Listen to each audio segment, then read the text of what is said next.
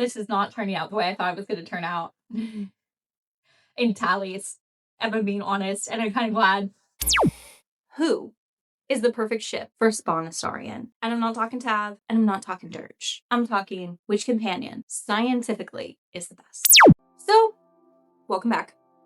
Normally I do essay stuff, but this felt like it should be more fun than an essay because I was being shocked at the results while going through the research phase of the first one, and I went, you know what? Let's be shocked together. Let's be shocked together. So I got my double shot oat milk latte and a Pepsi Zero, and we're gonna be shocked together. I also have my random repurposed Amazon box full of arts and craft pens because we are going to go through for each companion.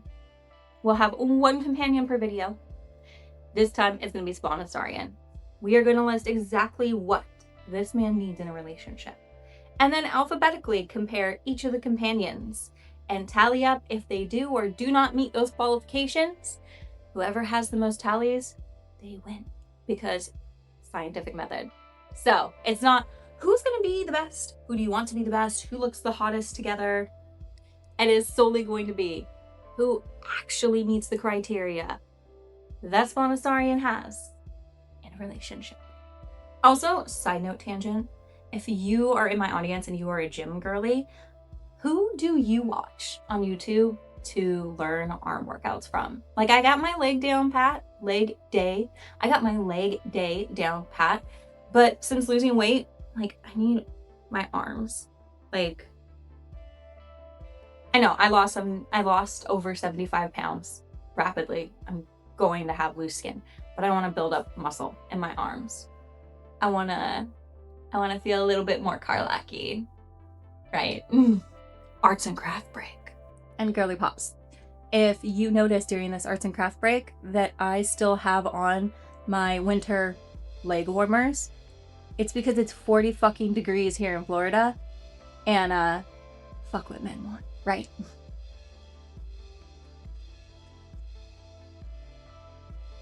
Yes, I am left-handed. Let's do this shit. Artistic skills. Am I gonna have to flip this around? Like, when I do the up close part, am I gonna have to flip it around? Because I'm filming on the front part of my camera. Because I don't have that little attachment to have like a viewfinder so I can film with my back camera, which is why I look so weird right now in post-production, because I have to put an enhancement. Like, in CapCut, I have to go in and hit enhance quality, and sometimes it artifacts and I look weird as fucking shit.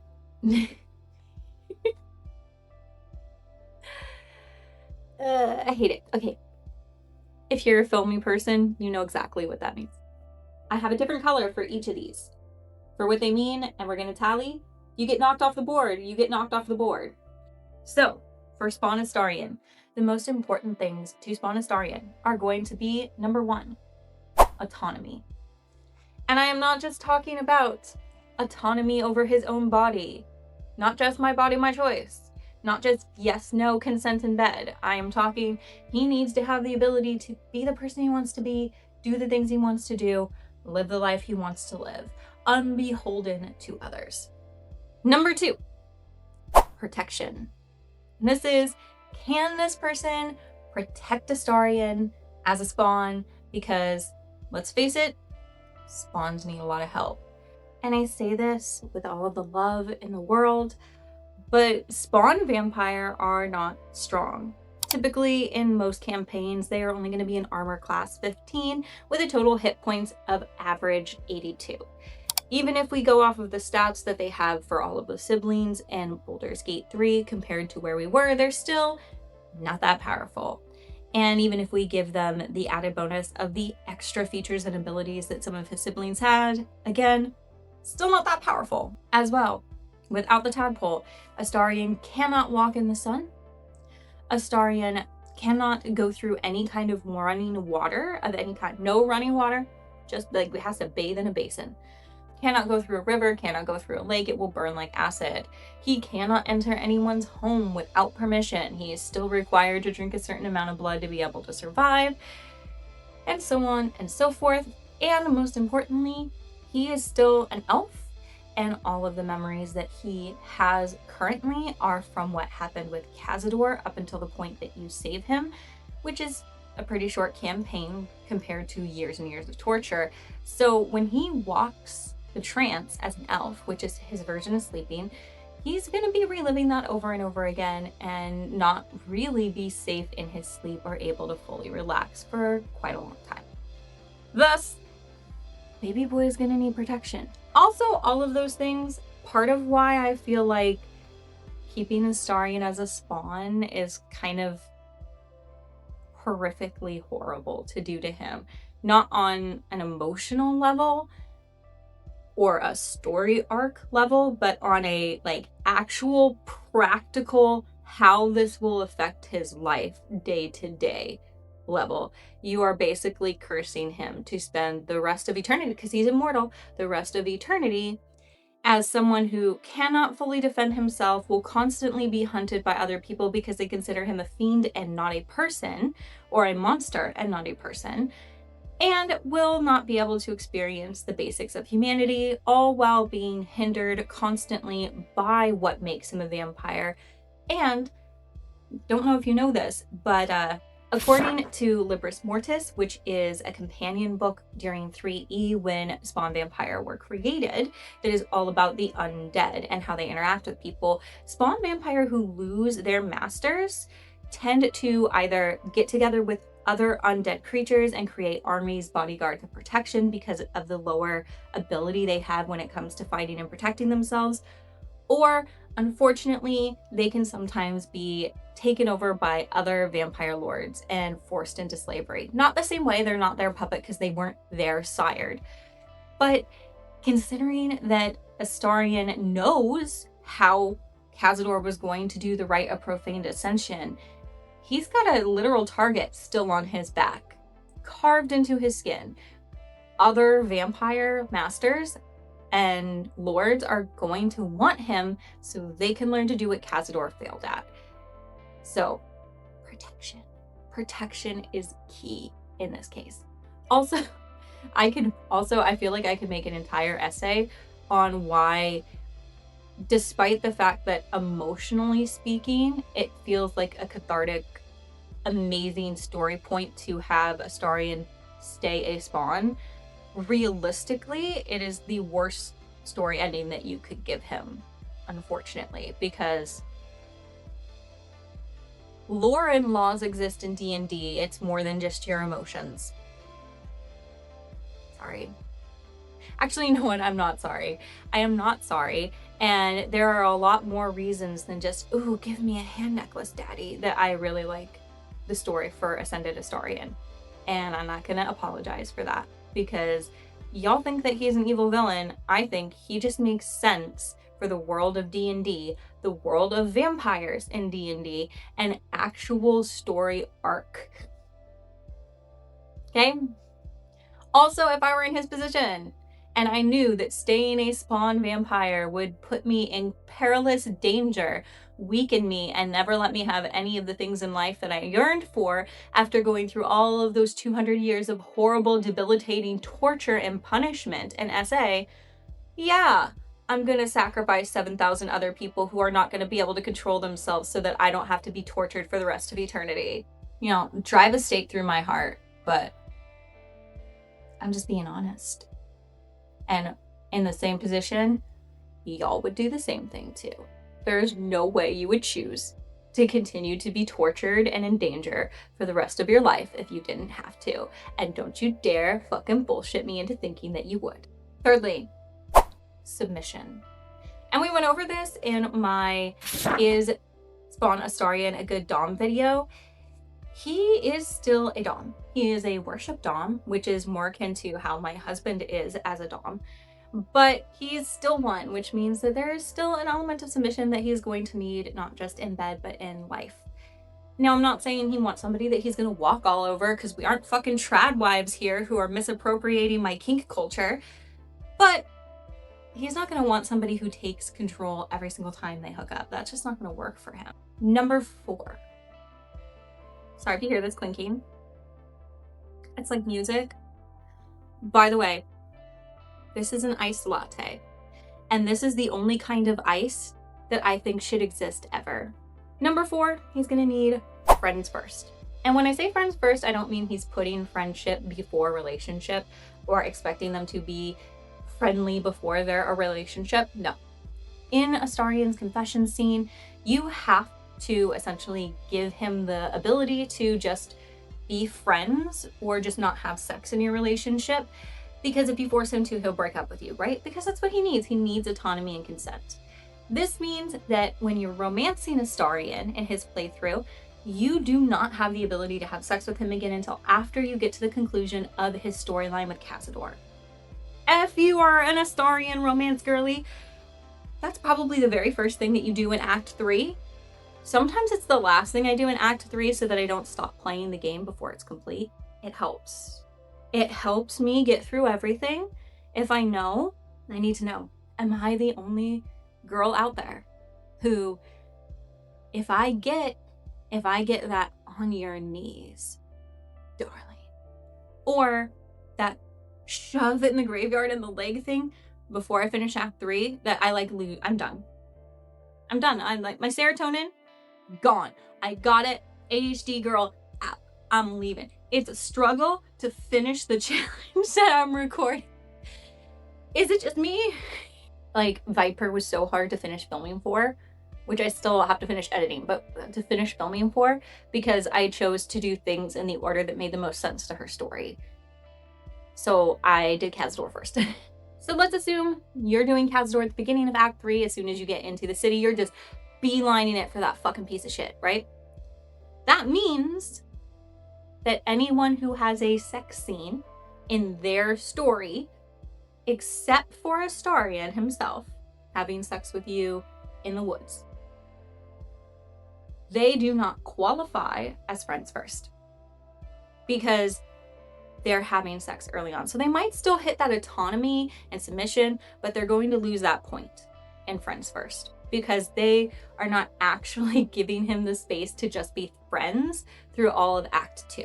Obviously, there will be an exception to this. If their sex scene happens in Act 1, I will put that on the same grounds as Astarion having sex at the party. If you can fuck them at the party like you do him, that doesn't count as sex before Act 3. We're only looking at Act 2. If their sex scene happens in Act 2, they're not friends first.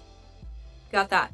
And then the last category is devotion. And that is, will they be able to put their relationship with Astarion over something they have to be devoted to? Not something they have to lead, not other family members, not other people they love. Devotion. Is Astarion more important to them than a god or some form of ruling leadership?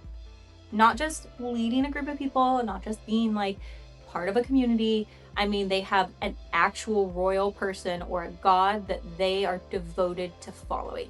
Everyone has a god in D&D, essentially. Not every single, I'm sure there's like some version of atheist out there, but I don't mean you just have a god, you have a pantheon that you pray to. I mean, you are devoted to that pantheon.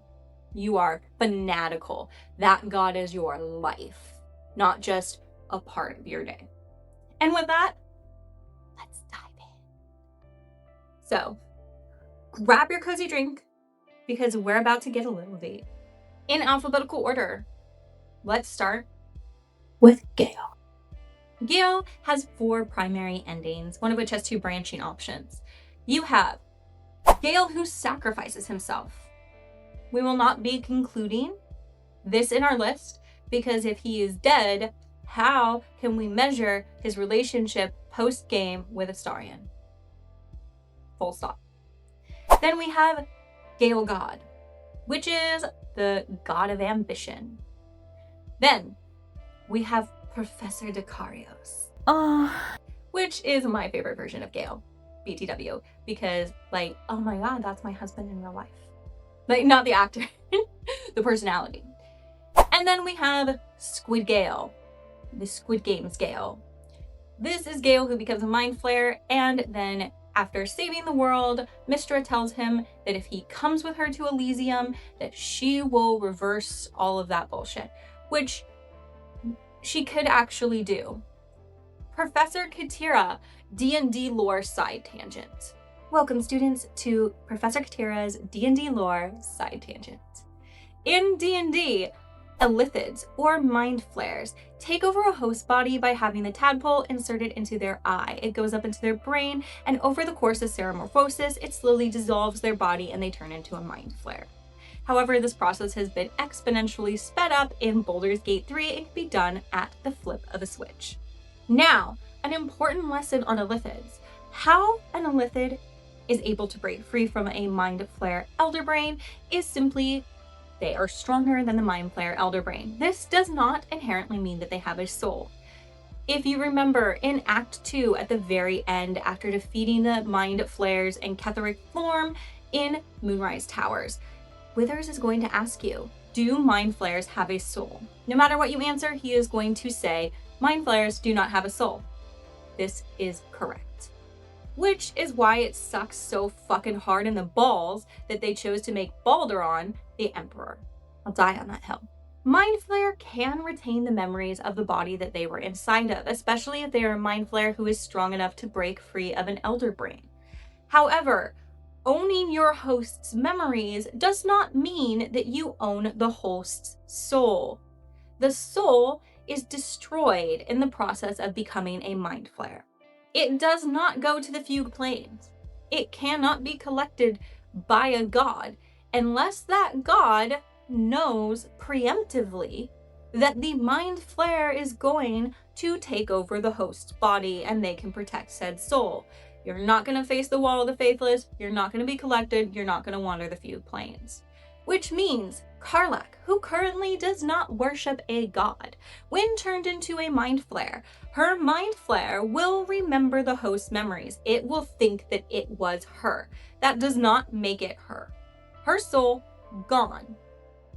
You obliterated every ounce of everything that Karlach is, including her soul, so that you, the player, could feel like you get to keep her.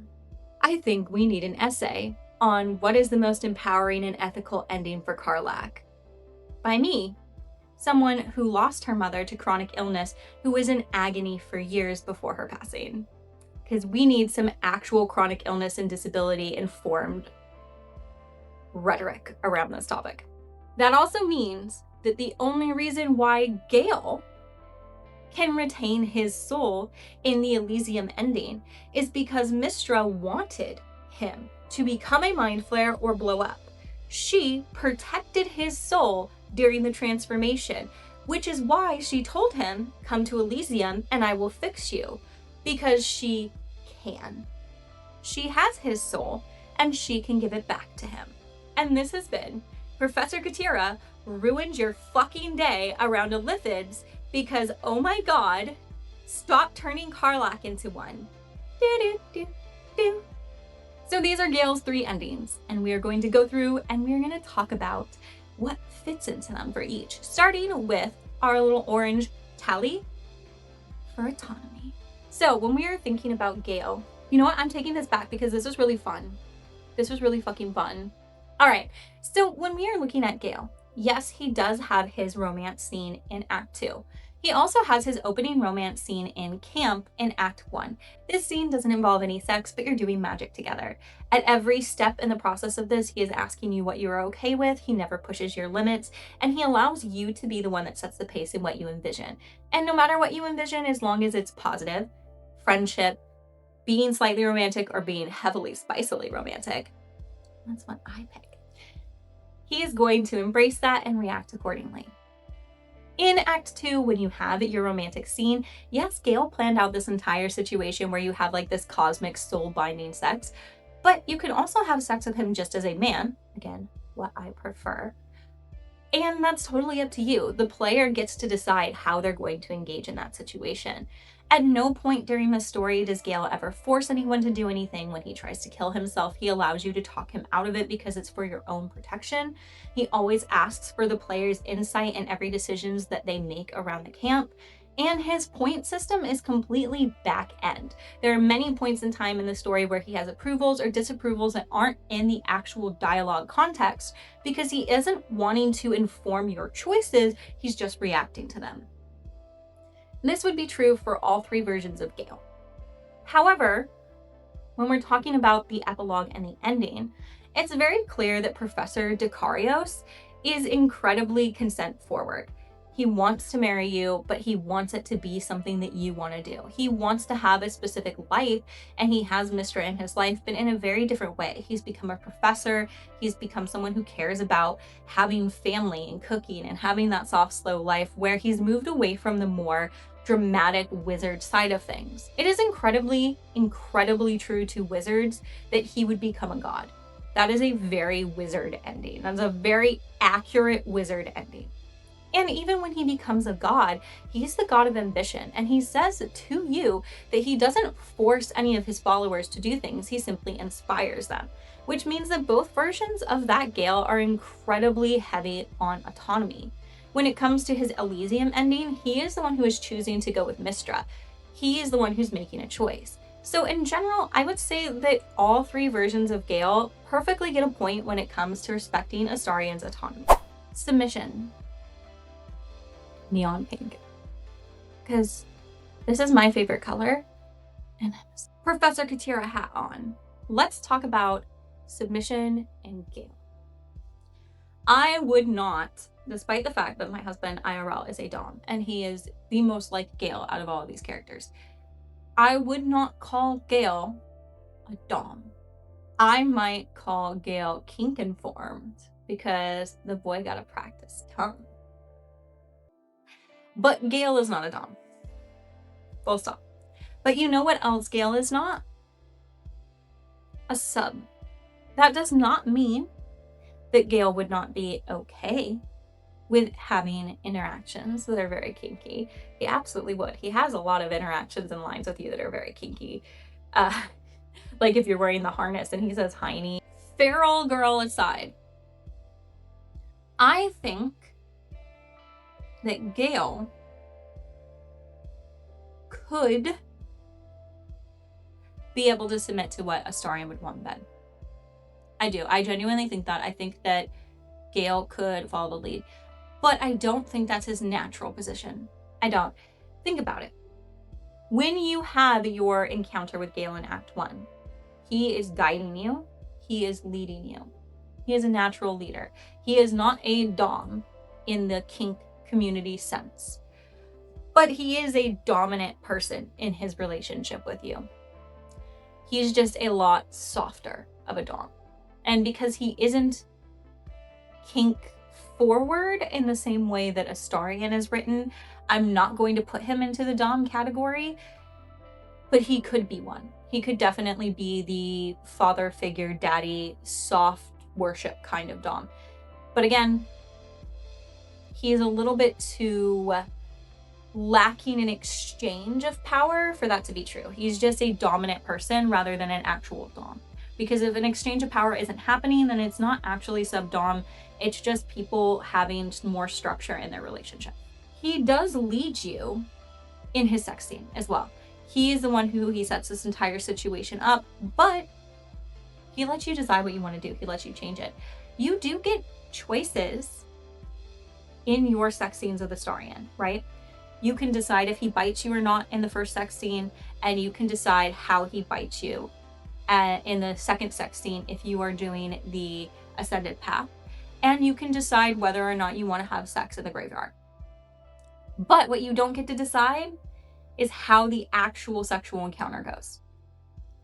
It does not change. You are merely making a consenting choice in one specific area around biting. That's it. You're just making it around biting. Because Astarion is a Dom. Gale is not. He came up with the situation. He led the situation. he did not control it. He did not expect any exchange of power on your end. However, the fact that he is setting things up and he is leading things means that he is also not submissive. Unfortunately, for all my Gale girlies, Gale loses this point. He loses this point, but in a good way. He loses this point in a good way. Good for you, Gale girlies. Good for the Gale girlies. You got a good, consent-forward, loving, worshiping, wonderful man who could be a provider and lead you. But that's not what Astarion needs. Now let's talk protection. Gale is one of the strongest companions that you have in your party, period, full stop. Period, full stop. Period, full stop. If you are not really good at handling magic casters, you're going to struggle. You're going to struggle with him as a character. This man has a full-ass orb, a whole-ass chunk of the Karsite weave inside his fucking chest. And it hasn't killed him. It has that he has found a way to restrain that magic by eating magical shoes so it won't kill him. Do you have any idea about Karsus?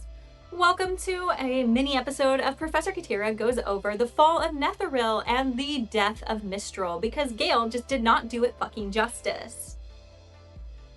Netheril was a very large city. It floated in the clouds and it existed for quite a long time. Let's be fair. Karsus essentially wanted to be Mistral. That was his goal. He wanted to be a god.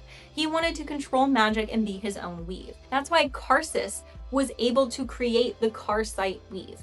He went and found Netherese magic, which is essentially the magic that comes from destruction rather than from creation. Mistral, the original goddess of magic, she is the weave. She doesn't just embody it, she is it. She is the sense of all creation and magic and ether in the entire universe. Whereas Karsus was able to take Netherese magic, which if you play D&D, anything that falls into this is necrosis magic, this is undead magic, it is Netherese magic. He is essentially the god of all magical destruction. His powers come from the end of everything. So, Karsus could not control the Karsite weave forever. This is because, like I said, it is a weave that is built on destruction and he was using it for creation. Destruction, creation, same thing, both catastrophic ends of the opposite. You cannot create without destroying, you cannot destroy without creating. This is true in science, this is true in magic. The fall of the Karsite weave was so powerful that Mithril began to unravel. To save Turil and Abdir, we won't get into how those two are joined together, but to save Turil, Mistral entered into the body of a peasant woman and used her natural magical abilities to hold herself in her body while she stopped the fall of Netheril. It was catastrophic. It destroyed the entire Sky City and a whole realm.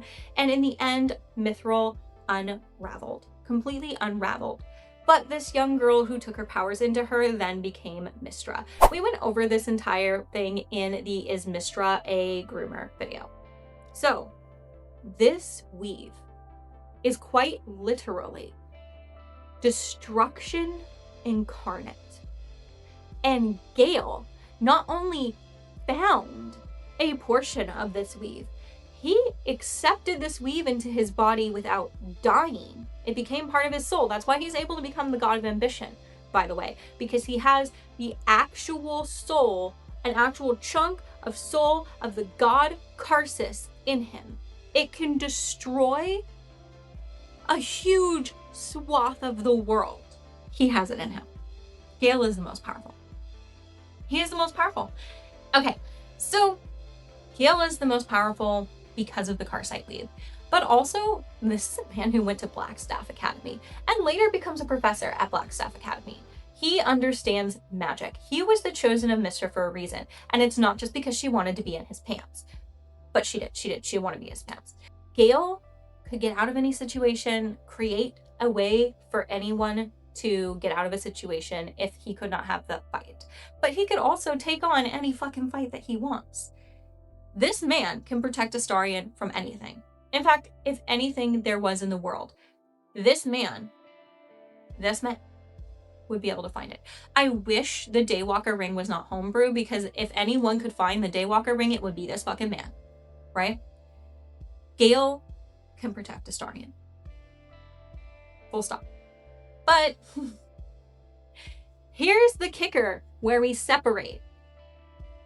Professor Dukarios can protect Astarion. Full stop. Could the god of ambition? Yes. Because in his ending, he will take you to Elysium. So if you can survive that 6 months-ish where Gale doesn't realize he's been gone for so long as Astarion, he will take you to a place where you will be safe forever. So yes. Can Squid Gale? Unfortunately, no. Squid Game's Gale cannot protect Astarion. Why? Because he sells himself to Mystra to be in Elysium with her forever in exchange for getting to keep his fucking soul. He chose the world over you. You know that line, you know that sound on TikTok where he goes, "So you love him because he's a hero? Let me tell you something about heroes, princess. A hero would sacrifice you for the greater good. I have no such compunction. I would burn this world for you." Gale, isn't that? So, 2 Gales get protection, but Squid Game Gale, too selfish. Too selfish. You put the world above your lover. You put the world above your lover, and I don't like that. I do not like that. One of my main male characters in the Gemstone Souls, Troy, he spent 5,000 years waiting to meet Kelly. Waiting to meet his fated mate. Do you know what he told her? And if I had to wait 5,000 more just for you to love me, I would. I want that energy. And Squid Game Gale don't got it. I know. And now purple. Let's talk friends first. And in case you're curious, why did I pick purple as the color for friends first? Well, that is because purple is the primary color in all of the flags that are on the ace spectrum. And Astarion, he needs some time to be on that spectrum. I would say Astarion definitely is pansexual. There's no question in that. He is pansexual. He is attracted to people regardless of their gender. Not because of it, not certain genders, everyone regardless of gender. Look at the people that he picks inside of the sales. However, you can also be bi, straight, pan, lesbian, gay, and be on a different romantic and sexual spectrum. Example, my husband falls into hetero. Only attracted to women. But he is on the ace spectrum because he is hetero-demi or demi-hetero, whatever order you want to say it in. He cannot be attracted to someone sexually until he has a deep emotional connection to them. It's why we were friends before we were a couple. So, Astarion, I would say, is demi-pan. He is pansexual, but he is also demisexual.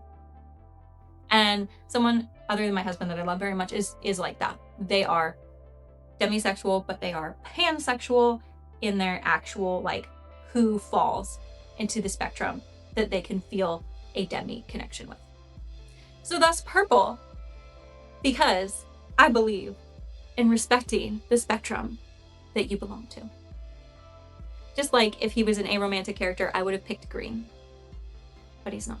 He's on the ace spectrum. He's ace Astarion. So let's talk friends first. Gale fails. His sex scene is an act 2. And you know what else? He extra fails because if you don't want to have sex with him at all, or if you have anything not 100% affirming and positive to say where you want to do it again. He takes it so fucking personally and threatens to blow himself up. Like, my brother in AO, if I tell you I didn't enjoy it, you were rusty, that you say, okay, well, I might as well just kill myself. Do you know how toxic that is? Can you imagine? Can you imagine you go on a date with some guy and he goes, yeah, it was wonderful. And you being an absolute bitch. Because by the way, if you tell Gale that he was bad in bed, you are an absolute bitch. Not gonna lie. Like, that is not the way to tell someone that they are bad in bed. And you go, yeah, no, you were bad in bed. And they go, well, I guess I'll just kill myself then. What the fuck? The fuck? You're both toxic as a fuck. Girl. If he can't get the job done in the moment, you gotta do something in the moment. If he's absolutely horrible and he doesn't listen to anything you say, don't ever sleep with him again, right? But if Broski Doodle is rubbing your left lip and you need him a little bit more to the right, say that. Say it. A little bit more. Like say it. A little bit more to the right. I don't think that's how I sound when I'm turned on, but I'm not an actress. A little bit more to the right. You know what? Most men will do it big. They love it. They love it. Again, maybe I'm just like this because I am a sub, and in my kink, it is normal for girls to beg for what they want, and then men say, be a good girl and I'll give it to you, or women say, be a good girl and I'll give it to you. So maybe I have better experiences, but because kink communities are completely about consent and fun and play. I wish I could give Gale negative points for threatening to kill himself because you didn't enjoy kissing him. But instead, he's just not getting this point. Now let's talk devotion. Devotion is how dedicated to a god they are. Gale will always have to have Mystra in his life because he practices magic. And Mystra is not just the goddess of magic, she is all magic herself. Full stop. She's all magic herself. I would argue, though, not every version of Gale is going to have to put Mystra above everything else. Right? Gale's devotion to Mystra put him in a position where he was willing to kill himself to save the world because that was what she wanted. Right? And you, as the player character, talk him out of it. Now, we did a Gale approvals only run, right? We did the Gale approvals only run. Gale approves if you talk him out of it, which means Gale sacrificing himself is not his natural state. Despite all of the I'm gonna kill myself jokes, if you romance him, he does not want to die. Gale doesn't want to die. Full stop. He does not want to die. That is not what happens when you play the Gale approvals only run. It is not even one of the endings that is on the table when you romance him based on the choices that you can make. Which means that Gale's natural approval state is that he wants to defy Mystra. Therefore, despite the fact that he must always have a god in his life because he calls upon her for magic, he does not feel obligated to her. He does not feel obligated to her. His devotion is to magic, not to Mystra, even though they're one and the same. Mystra is also a true neutral goddess. She does not believe in forcing her followers to be good or be evil. That's why Gale's a true neutral in the game and can go any direction, because he is a reflection of the weave, right? Like rhetorically speaking, rhetorically speaking, the rhetoric of the story, rhetorically speaking, and I mean like the rhetoric of a story, not rhetorical questions. Rhetorically speaking, Gale is a lens for the player of magic itself. That means not every version of Gale is devoted to Mystra. Professor Dekarios. is not devoted to Mystra. He has chosen to give her the crown and to be a man. But he still chose to defy her to get there. He chose not to die to get there. Whereas Godgale is a god. And although he can take you to Elysium, this man is devoted to himself. I'm sorry. This man is devoted to himself. I hate his god ending so much. He can't get a point. Professor, you got a point. You got a point. You stood up to fucking Mystra. You said, bitch, you are my ex-girlfriend and I'm not dying for you. But Elysium Gale, Squid Game Gale, and God Gale, you both have devotion. Squid Game Gale, you were licking Mystra's fucking feet. You were like, I'm going to turn into a squid and I'm going to let you restore my soul and I'm just going to live the rest of my life with my fucking ex-girlfriend. And God Gale, you are an egomaniac bitch who thinks that you are God's gift to mankind. You think you are your own gift to mankind because now you're a fucking god. So only Professor Dekarios gets this point. And I accidentally wrote on my hand with this pen. I need like an actual pointer. Or the cap. Where the fuck is the cap to this? See, that means where it stands right now. I got the God Gale, 2 points. Squidward Gale, 1 point. Professor Dekarios, 3 points. Which means that only Professor Dekarios is on the board going into the next round. Next alphabetically is Daddy Halson. Editor Kateri here. I'm gonna have a Pharaoh moment. I don't usually like men that look like Halson, but that picture that I used for the chapter, I think I changed my mind. Okay, back to autonomy. Is Halson into autonomy? Halson is the poster child for fucking polyandry, right? Right? We all know that. We don't need a is Halson polyamorous or just into open relationships video, do we? Do I need to provide that so that you will understand from the point of view of a poly advocate that he is a perfect personification of poly? Halson is a druid. Not a shadow druid, a normal druid. Welcome to Professor Katera is going to rant the fuck at you about druids. Druids believe in worshipping Sylvanas. Sylvanas is a god that falls into the true neutral category. Sylvanas believes that there is power that is a balance between good, evil, between nature and man, and all things that exist. He favors this balance above all else, that nature should follow its course and things should naturally happen the way that they were intended to happen. This means not getting involved in situations that do not fucking involve you. Druids, not including shadow druids as a whole, tend to be more non-inclusive. They are in usually small cloisters or groves and live among the forest. Within their own grove, however, they are usually incredibly inclusive. They involve multiple different races and they live one-on-one with animals. Druids believe that it is everyone's choice how, as an animal, they want to interact with the world. Which means the reason why Halson is so hung up over the fact that he was part of the situation that caused the shadow curse is because he feels personally responsible for the shadow curse, whether he is or not. Because druids believe in taking accountability for your actions and how it impacts the world around you. Their entire belief structure is based on taking accountability, being responsible for your own actions and being in control of your own actions, including to a point where Kaga was willing to punish a child for stealing something despite the fact that she was a child. So yes, this can be taken way too fucking far.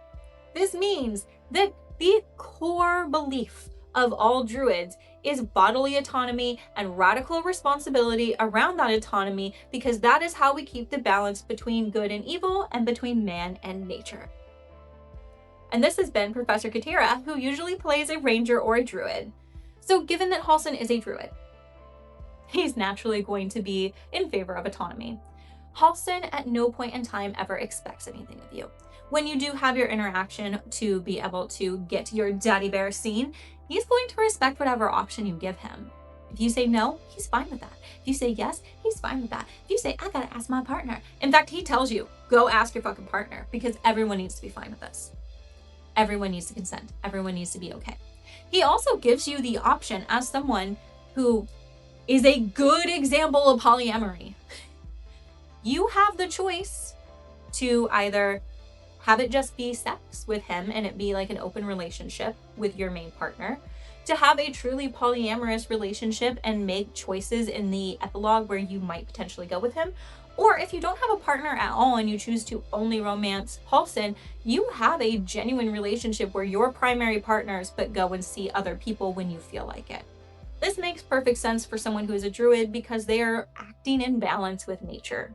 Halsin also never forces you to do anything. Every time he has a dialogue option, including when he's going into the Shadowfell, you have the option to make an offer to be like, hey, I'm going to stand guard while you go do this, or ask what he wants you to do.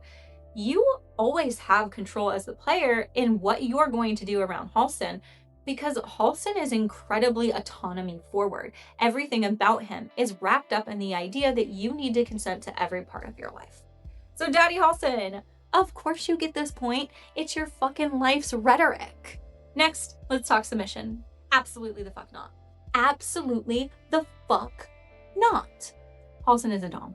We've done 2 videos on are they a dom about Astarion. I think you know where I'm going with this. I think you understand. Halsin is a worship dom. Full stop. He's a daddy caregiver dom.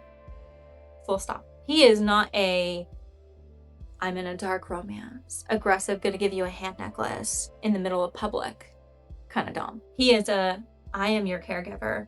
I will make sure that you have everything in your life. I will be there for you. I will protect. I will lead. I will guide. I will listen to what you want and what you need and take into every choice that I make. I will take your consent, your desires, your whims, your wants into accountability. They will be a part of everything that I do. But he is the leader. There's a reason why he was an archdruid. And he says he doesn't want to be a leader because it's a lot of responsibility. But what the fuck does this man do? What the fuck does this man do? He goes to the shadow cursed lands that are now free, builds his own fucking society, becomes the leader of this society, and becomes the father figure for all of the children there. What do you do in your sex scenes with him? He gives you the choice. You decide whether you want the bear or the man. He overpowers you. You submit to him in every facet. He tells you what he wants. He guides you through it. What about your daily life? When you're kissing this man, what do your kisses look like? You tell me that this is not your father figure. This is not your typical father figure romance. This man, he joined your group. You never tell him what to do. He tells you what we're going to do. He tells you what we're going to focus on. You focus on something that isn't what he wants, he leaves. He is guiding the situation. He guides us through Act 1 from the moment that we save him. And you don't have to save him for him to be saved, by the way. But we'll get into that in protection. This man is a power exchange. Every single moment that you have with this man is a power exchange. He is protecting you and being your father figure from day 1, from moment 1, from interaction 1, but with a lot of respect and a lot of putting you on a pedestal. Editing Kit here. I know that what I just said, totally a controversial way to put it. That is not a trope that most people like. But it is the basis of pretty much every single solitary age gap trope there is, period. I don't make the rules, I just follow them because I'm an author and an English major. It kind of reminds me of how taboo Caleb in Love and Deep Space is, except for people tend to be a lot more accepting of this one because they will dismiss daddy issues. But age gap is definitely a father figure romance. Not sorry, that's just the facts. Because, oh my fucking god, that's what I want in a dom. That's what I want in a dom. That is what every sub wants in a dom. Throw in some Ascended Astarion kisses, and I will marry you. Also, cannot. 2 doms can be together. Do not get me wrong. 2 doms can be together. I have multiple doms in my polyamorous series of Gemstone Souls. 2 doms can be together. I have been between 2 doms, but that's not what Astarion needs. Halsin, you don't get this point. Sorry. Let's talk protection. Oh my god, yes. Okay, so in Act 1, You typically, if you're playing the game the way that it is intended, you are going to meet Halsin in Act 1 as a bear in the cells in the Goblin Camp. And you are going to get started in that fight. He is going to break the cell cage. No matter whose side you are on, he is going to get himself out. You are then going to save him, and he's going to either stay there, help you defeat the other goblin leaders, or if you've already defeated the other goblin leaders, tell you he'll meet you at the grove. Now, if you skip going in and getting Halsin, but you didn't progress to Act 2, this will happen one of two ways. Either you defeat Minthara in front of the grove, or you defeated Minthara in the camp and you come back to the grove with all of the bad guys defeated. Halsin will be there. If you killed Kaga, Halsin will be towards the front of the gate where you run into Zebor. If you did not kill Kaga, he will be down reprimanding Kaga. He will then introduce himself to you. This means that if you defeat all of the Goblin Lords, he is going to get himself out of that cage. It also means that if you don't defeat the Hobgoblin and Priestess Gut and you just take Minthara to the grove and fight her, he is still going to defeat the Hobgoblin and Priestess Gut himself and then come to the grove to be there while you fight Minthara. Or option 2, you sided with Minthara, you raided the grove, and then after raiding the grove, you kill Minthara. He will then show up at your camp to attack you.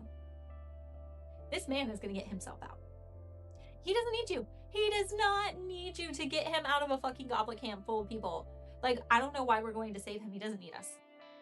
However, if you go into Act 2 and you just skip Act 1 and then you come back, which I did to see what happens with Minthara, and it's actually pretty interesting, he's dead. And this is not story related at all because we don't even reference him at all in the story. It is simply because it needs to happen mechanically. It is a mechanical element. Because the grove went through the Rite of Thorns and Minthara can't get into it. So mechanically, Halsin needs to be dead, otherwise he would have gone through it. This man can protect Astarion. This man can protect Astarion, not to mention he is an arch fucking druid. He is already leveled up when we meet him. He can protect Astarion. If he can protect the grove, and then he can get himself out, and then he spent years protecting the grove, and then he could come back, survive the Shadowfell alone, which is one of the most dangerous realms, to save Thaniel, and then after everything with the Absolute, make his own community and be the leader and protector of it. This man can protect Astarion. He gets this point. I wish I could give him 2, because my daddy a protector. My daddy is a protector. Like, I kneel for this man for a reason. Y'all are learning way too much about what I'm into. As I am filming this video, I am realizing that although I like to compare my husband to Gale because he talks like Gale, I am realizing that I married Halsin. Yeah, the more that I'm going through and talking about how Halsin is in a relationship, I am realizing that I married Daddy Halsin. If Daddy Halsin never shut the fuck up the way Gale does, that would be my husband in real life. Down to the fact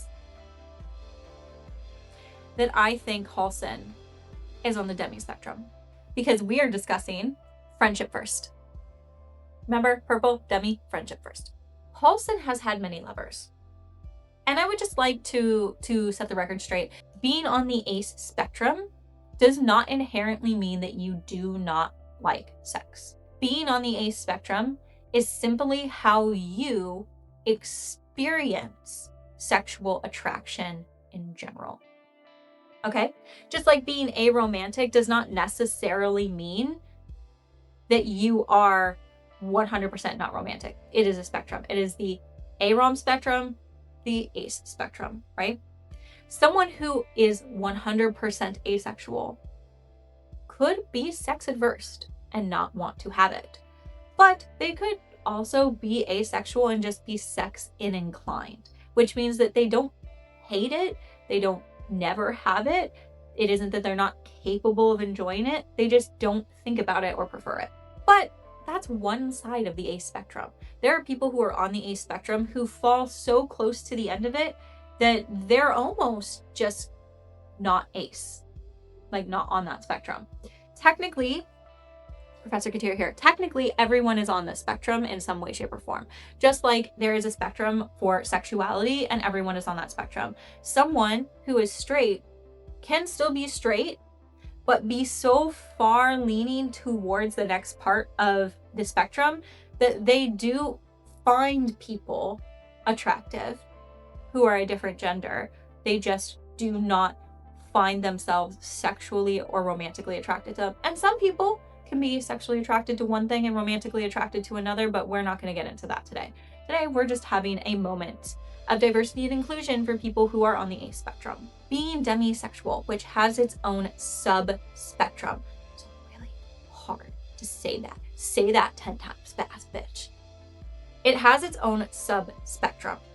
So there are people who are in the demi-spectrum who they can only be sexually attracted to someone that they have a deep emotional connection with. For some people, they have to have already had romantic feelings, like they had to have already fallen in love. Some, they just need to feel close and safe and secure with you. Well, there are people who are demi who are only attracted Achillean, men and men, Sapphic, women and women. And when we're talking Sapphic and Achillean, we are assuming that you either identify as the same gender. So Sapphic, for example, I'm going to go with that one because I'm a girl. I can be a woman, identify as a woman, whether I am a cisgendered or not, and only be attracted to other women, but it still be demi because I still have to have an emotional connection to them rather than a physical one. I can be AFAB, so assigned female at birth, but identify as gender fluid or non-binary and still be in the Sapphic camp. I could be transgender and have been assigned male at birth, but I now identify as a woman or as someone who is non-binary but leans femme and still only be attracted to women and still fall into Sapphic. Does that make sense? Halsin has had many lovers, right? Halsin is not attracted to you until you have a relationship with him. Right? He says maybe later at the party, like he doesn't want to get involved in that. His mind is in other places. When you are in Act 2 and you interact with this man and you still have the ability to get to know him and build a relationship with him, he was super focused on what was going on in Act 2, yes. But he doesn't see you as a potential partner until Act 3. And he expresses to you that it is because he has gotten to know you. You can't even unlock this interaction with him until you start asking each other questions. And then you do the whole I'm afraid of Krakens thing, which I think is funny because I'm not afraid of Krakens. In fact, I was on a YouTube channel, like when I started doing YouTube, I was on a channel called Kraken Force. Doing anime, ooh, girl voices. Sorry. The teacher got mad at me for taking up so much space in her closet. I zoned out for a second. I was daydreaming no. about her boxes. So Halsin, he needs an emotional connection to you to be able to feel connected and want to have sex with you. He also talks about your hearts roaming, not your bodies, but your hearts. This man is polyamorous. This man is pansexual, for sure. But I think he's demisexual. Like, I wouldn't speculate about a real life person. Real life people, it is up to them to know what they are. But fictional characters, I'm okay with speculating about fictional characters. And Halsin is on the demi spectrum. This man is demi. This man needed to have a friendship with you and trust and belief in you to be romantically inclined. Right? And he talks about potentially when you're with Astarion, because I've never done his poly branch with anyone else. When you're with Astarion, right? He says that hopefully one day Astarion will be willing to join you, right? Which means that right now he can see Astarion and see your relationship to him and be like, I can see that potentially happening, but he doesn't feel it. He doesn't feel it, so he is not inclined to want to invite Astarion right now. And he does not have sex with you until the third act because he is demisexual. He needs to have a genuine rapport and connection to you. he is friends first. He is the epitome of friends first. If he were a fucking trope, it's friends to lovers. I love this man. I love this man. This man reminds me, like, I don't talk about it very often, but this man fucking reminds me of my husband so much. Him and Gale. If Gale and I want it to be Astarion.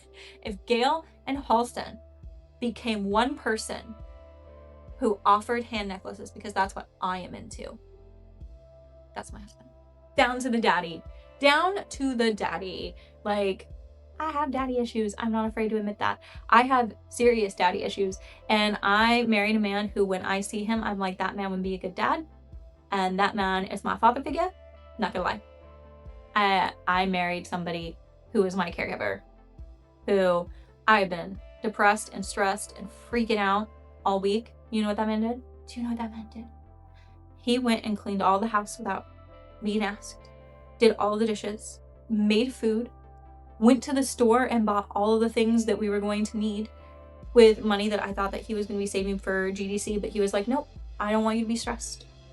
Bought all my favorite things and then came in and took care of me all night. Marry a caregiver. Marry a caregiver. That's the kind of provider you want. I'm sure you have not forgotten my druid rant. Druids worship Sylvanas, but they worship him through autonomy and balance. Sylvanas is not the center of their world. If they disagree with something that Sylvanas says, you know what they do? What the fuck they want. What the fuck they want. Because Sylvanas is not telling them what to do. He gives them teachings. He gives them proverbs. He gives them life lessons to live by. And they decide whether they want to live by them or not. Sylvanas is not above everything else for Halston. In fact, he has a relationship with Daniel, who is a spirit of the forest. His relationship is with nature. And nature invites balance. And part of the balance of being in nature is caring about the people around you who you love. He cares more about the people who were in the grove and the tieflings they were taking care of and the people who are in his village that he builds in the epilogue than he cares about whether or not Sylvanas agrees. Because it's not about whether Sylvanas agrees. It's about the balance between nature and man that he is building and creating. This man will be devoted to his relationship with you. I know, as someone who used to be poly, people who are poly can love multiple people. Because it's not. I think a lot of people have a very monogamous mindset where they're very much like, there is one person and this is the one person I love and no one else. And so they have a very hard time accepting the fact that someone can have equal but different love with other people. Right? Halston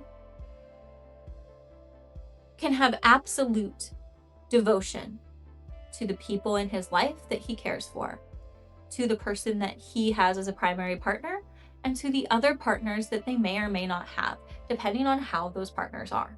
Because the difference between an open relationship and being poly is how those relationships operate.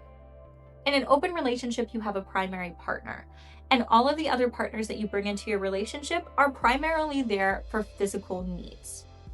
They are not someone you are building a deep and meaningful relationship with. They are someone who is fulfilling certain needs that your main relationship might not offer to you. Whereas being poly is someone who has deep and meaningful relationships with other people. Ethical non-monogamy, actual polyamory, is the idea. Like, obviously you're going to go out on dates with people and they're not going to fit perfectly. That's going to happen. We're all humans. But the idea is that you are going out with these people. You are getting to know these people because you want to build deep and meaningful relationships with more than one person that may or may not be sexual. Because guess what? You don't have to be 100% super sexual to be poly. Crazy, right? There are people who are demi who are poly. There are people who are completely asexual who are poly, that they have multiple romantic relationships and none of them are sexual. I don't think you could be fully aromantic and be poly, because you're not having romantic elements. Your relationship is based on physical. But if you're not like 100% I only have sex adverse to anything romantic, then yeah, you could still be on the AROM, it's a hard word to say, the AROM spectrum, and still be poly. Okay? Like that, those fucking seagulls in Finding Nemo. Okay? Halsin is not devoted to anyone. Except for the people he loves. So he gets this point. Got it? Sorry, Gale girlies. But Halsin now has 4 points. He beats Professor Dekarios. So we gotta take Professor Gale off. Sorry. Unlike Halsin and Minthara, who pretty much only have one story ending, Karlach also has multiple story endings. We will only be talking about 2 of those story endings here, but she has 3. She can die. She can go to the Hells, with or without will. And when I say with or without will, I mean because you, as Tav or Durge, could go with her, or Will could go with her, or both of you could go with her. Or she has her own Squid Games ending. Y'all are fucking evil. You're fucking evil if you Squid Games Karlach. But since Squid Games Karlach isn't technically dead, physically, she is in her soul, her emotions, and everything that makes her who she is, but physically she is not. So our 2 options are Karlach in the Hells and Squid Game Karlach. In this version, we would be assuming that Spawn Astarion would be going to the Hells with Karlach. Don't know how he's gonna do that and survive, but that's what we're gonna do, bitch. Autonomy. Karlach has autonomy. Karlach understands autonomy. Karlach desperately wants to be touched, but she can't because of her heart, her engine. There is a banter that can happen if you have both Karlach and Will in your party in the Underdark, in which Karlach will tell you that when she was in the Hells, she was able to be touched by demons. However, she refused to let the devils, demons, imps, cambions, whichever breed they are. She refused to let any of the devils touch her because she's not a masochist. Which means that she understands the autonomy of being touched, not touched, wanting, not wanting, right? Her storyline in general is also about autonomy. Essentially, her storyline is about whether or not you as the player can come to terms with the fact that she is someone who is chronically ill and dying. She is terminally ill at this point. And you need to come to terms with whether she's going to die or not. And it's about her deciding whether or not she wants to die and if everyone around her will respect that. Her entire story is the idea that she wants to have the autonomy to be the person she is, live the way she wants to live, and die the way she wants to die. So, Karlach gets this point. Let's talk about submission. This is the hardest point for everyone in this game. This is the hardest point for everyone in this game. No, Karlach is not a doll. No, she's not a doll. I'm not going to say that. But you know what she's not? Submissive.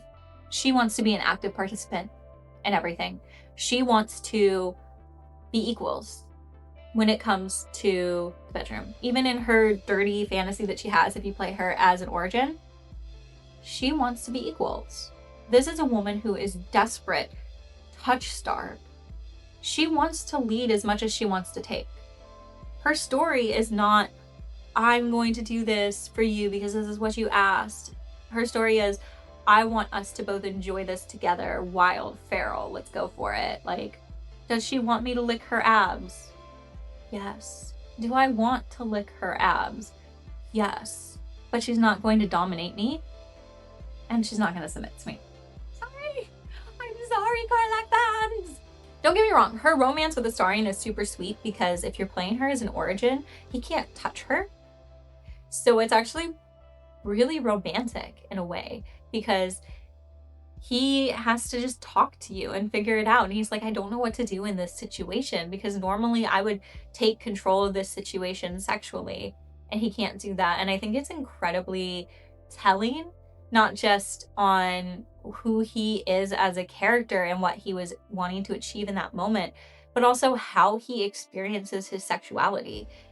It felt healing, like, to me, as somebody who was hypersexual, as her way of dealing with SA trauma and CSA trauma. Like, I get it. I felt so seen playing as Karlach Origin, romancing Astarion. But that doesn't give him this point automatically. We're not assigning points based on who I think works. We're assigning them based on actual who fits these qualifications that he absolutely has to have a successful relationship. So let's talk protection. Can Karlach protect Astarion? Hell fucking yeah. Hell fucking yeah. Hell fucking yeah. Karlach in the Hells can protect Astarion. I am confident that if Astarion went to the Hells with Karlach, especially if Will goes with you as the Blade of Avernus, Astarion is safe. That man is safe. Would he be happy in the Hells? No, he would not. He would be so miserable. Please don't do that to him. He is the kind of person who wants to sit on a little pillow and have a comfy, wonderful life full of art and wine. Why would you put him in that? But she could protect him. But he would have to go with her for that to be the case. And that's where I feel torn on this point. Because if she just goes with Will and they're separated, she's not there to protect him. But at that point, are they really in a relationship? Because it's one thing for you to go with Karlach to the Hells when you are immortal, when you romance Ascended Astarion, right? And you choose to go with Lae'zel or Karlach because you are immortal. You know you are spending the rest of your life with Astarion. You are his vampire bride, which is a type of spawn, but is not technically a spawn. You are bound to him forever. You are emotionally bound to this man. If he wanted you there, you would come. He does have actual control over you to an extent. However, it's different when you're not soul-bound for all eternity. Like, you basically married Astarion. When you ascend, you basically marry him. You go through... did a whole video on it, but you're basically doing a very special kind of spawn and sire bond that makes you both a true vampire and a spawn. You're somewhere in between, and you are effectively marrying your sire. So whether it's a romantic marriage or not, you are effectively marrying your sire. But you're not if you just go and you don't have that. At that point, you picked Karlach over your relationship. So, like, if Karlach goes to the House and she goes with Will and you're supposed to be her love interest because you're Astarion and you don't go with her, like, you're breaking up with her. You might not ever see her again. She might not ever be able to not be in the Hells, and you are not going with her. You broke up with her. You're a fucking cunt. I'll see you next Tuesday. We would have to go with the Hells with her. So I feel like the Hells version of her would get this point because they could protect us in the House, right? Will and Karlach, or just Karlach, could protect us in the House. However, how the fuck ever, Squid Karlach is not really Karlach. She has Karlach's memories. And yeah, she is powerful. She's a squid. She can protect you. But she's a squid. Also, let's not forget that if you become a squid, Astarion breaks up with you. So if she becomes a squid, would he not still break up with her? So therefore, she would not be there to be his romantic interest. See what I mean? For Astarion and Karlach to actually work, Astarion is going to have to give up the freedom he just earned, the life that he wants, and everything that makes him who he is, especially if he ascended. But even as a spawn, he has to give up the freedom that he just earned to go and be in constant danger in the Hells to be with her. I feel like no matter how you dice it, their relationship isn't going to work out. And because they won't be together, because they would break up in both of those scenarios, how is she going to protect him post-game? So I feel like even though she's physically capable of it, we can't give her this point. She won't be there. She won't be there. Friends first. She fails. She fails. As soon as you get her heart fixed, you know what she wants? To jump your fucking bones. Which, like, totally hot. Totally hot. Makes perfect sense. She's touch-starved. But that doesn't work for Astarion. Like, in Act 2, Astarion is uncomfortable with that. Like, he's slow. If you've been together since Act 1 where he hooked up, right? He's slowly starting to come to terms with the fact that he wants you for something that isn't physical. And that's making him be like, hey, I feel safe enough to step back and be like, I can't have sex with you until I feel okay with that, but I still love you and want you here. That is the exact opposite of her path. She could not touch you. So you wouldn't have actually been building a relationship, even though that felt really, I felt very seen in that moment by Astarion. I feel like because of what Astarion needs, they wouldn't have been able to build an actual relationship without him being able to have sex with her. Because it was the realizing that as he feels emotionally attached to someone, that sex no longer feels like a chore that made him fall in love, right? That is how my relationship with my husband went.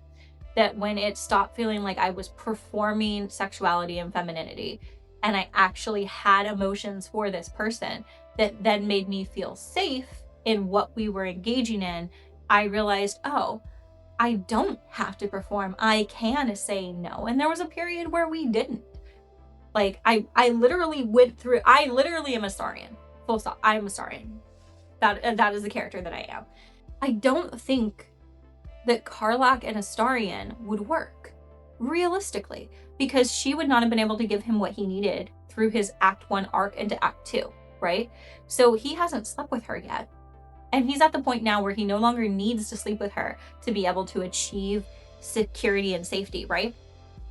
So if he does sleep with you in Act 2, like he does have his confession, it's different.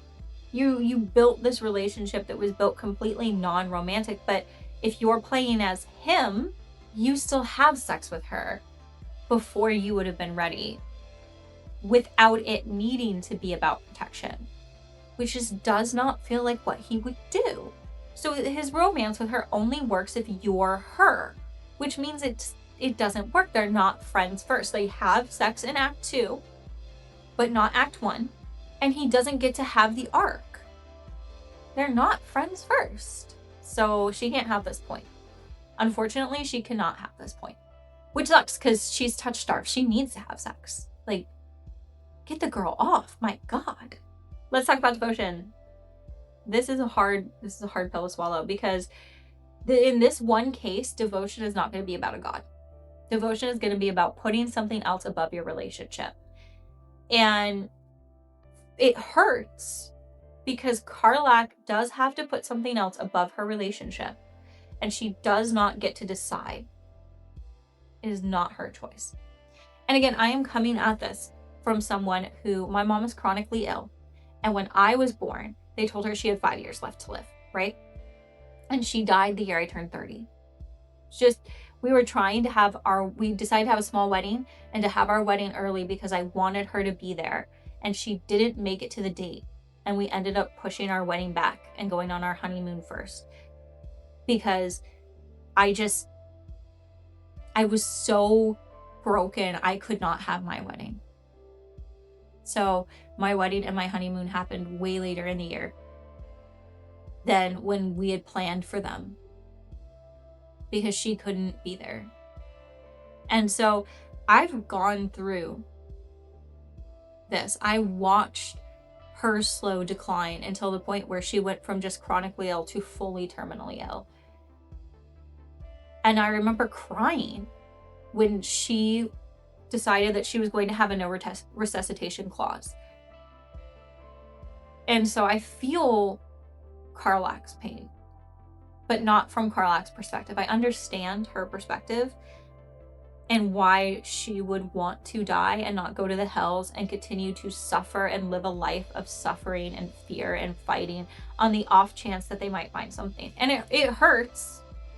And I could go into this as full essay, so I'm not going to now.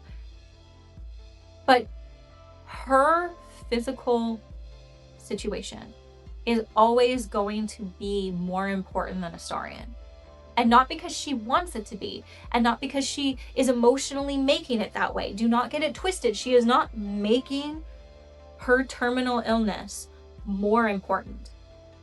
But to be able to survive, to be able to live, she has to go to the Hells, which is a place that will be so uncomfortable for Astarion, especially as a spawn, because there's going to be firelight everywhere.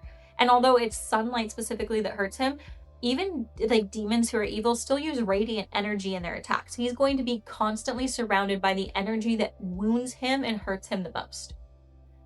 Having to fight nonstop every day after spending 200 years suffering and being constantly tortured. Right? And he has to 100% has to do this for her to live. She's not asking that. This is not her choice, mind you. She has no choice. Her options are die or suffer and everyone around me suffers. She's not choosing for her to be stuck, to be essentially in what is similar to a devotion, but she's not actually devoted. She's not choosing to put this above him. But I don't know that Astarion could handle that. So I feel like he would feel the same way about that as he feels about people having devotion to a master, like how he had to be devoted to Castor. So I don't think I could give her that point either, which is completely unfair. Completely unfair. It is not her fault that she has a failing heart and is disabled. But not everyone is going to be able to handle a disability. I have had many relationships with people who broke up with me solely because they could not handle me being the way I am. They could not handle my ADHD. It was too much. I was too annoying. I was too overwhelming. And I'm not mad at them for it. I was at the time, but I have come to a point where I'm like, no, I don't want to be with someone who can't be okay with me not functioning the same way as other people. And I don't think Astarion's there. I don't think he's there. So that means Karlach only ever got 1 point and she's off the board. And Halsin is still in the lead. So now let's talk about Lae'zel. Lae'zel has 3 different endings. We're only going to consider 2 of them. Because if Lae'zel decides to side with Blackith, she dies. Spoiler alert, she dies. She ascends. And not in a fun vampire way. So that's off the table. Which leaves her Faerun ending and her Orpheus ending. In her Faerun ending, you win the dice roll, and she decides to stay in Faerun with you instead of going and trying to help her people. In the Orpheus ending, whether or not Orpheus survives or not, she will choose to go and fight for Orpheus's cause and try to free her people from Blackith. Let's talk about autonomy. I'm a little torn on this one. And the reason that I am a little torn on this one is that because up until the point in which she decides to fight against Blackith, she doesn't really understand autonomy at all. And that's not her fault. That is not her fault. She is grown up in a society that is a militaristic cult where she is basically expected to live her life according to what everyone else tells her she's supposed to do. Her actions, her life, her focus, even the way that she eats, breathes, sleeps, none of that was up to her. Which means that she is very bossy and commanding. And she does not actually care about what you want in general. It takes her a while to accept the fact that you may or may not feel a certain way or may not want certain things. By the time you get to, like, even if you break up with her preemptively and you're like, whatever this fling is, let's end it. She's like, well, it's not a fling, right? She still isn't really respecting you ending it. She's more so pissed. Which, girl, I understand. I'd be pissed too. And then even when even when she decides that she is going to side with Orpheus, she immediately changes her mind from I will do everything from Vlaakith to I will do everything for Orpheus. She does not have her own autonomy. She does not know how to exist as a person outside of the expectations of other people.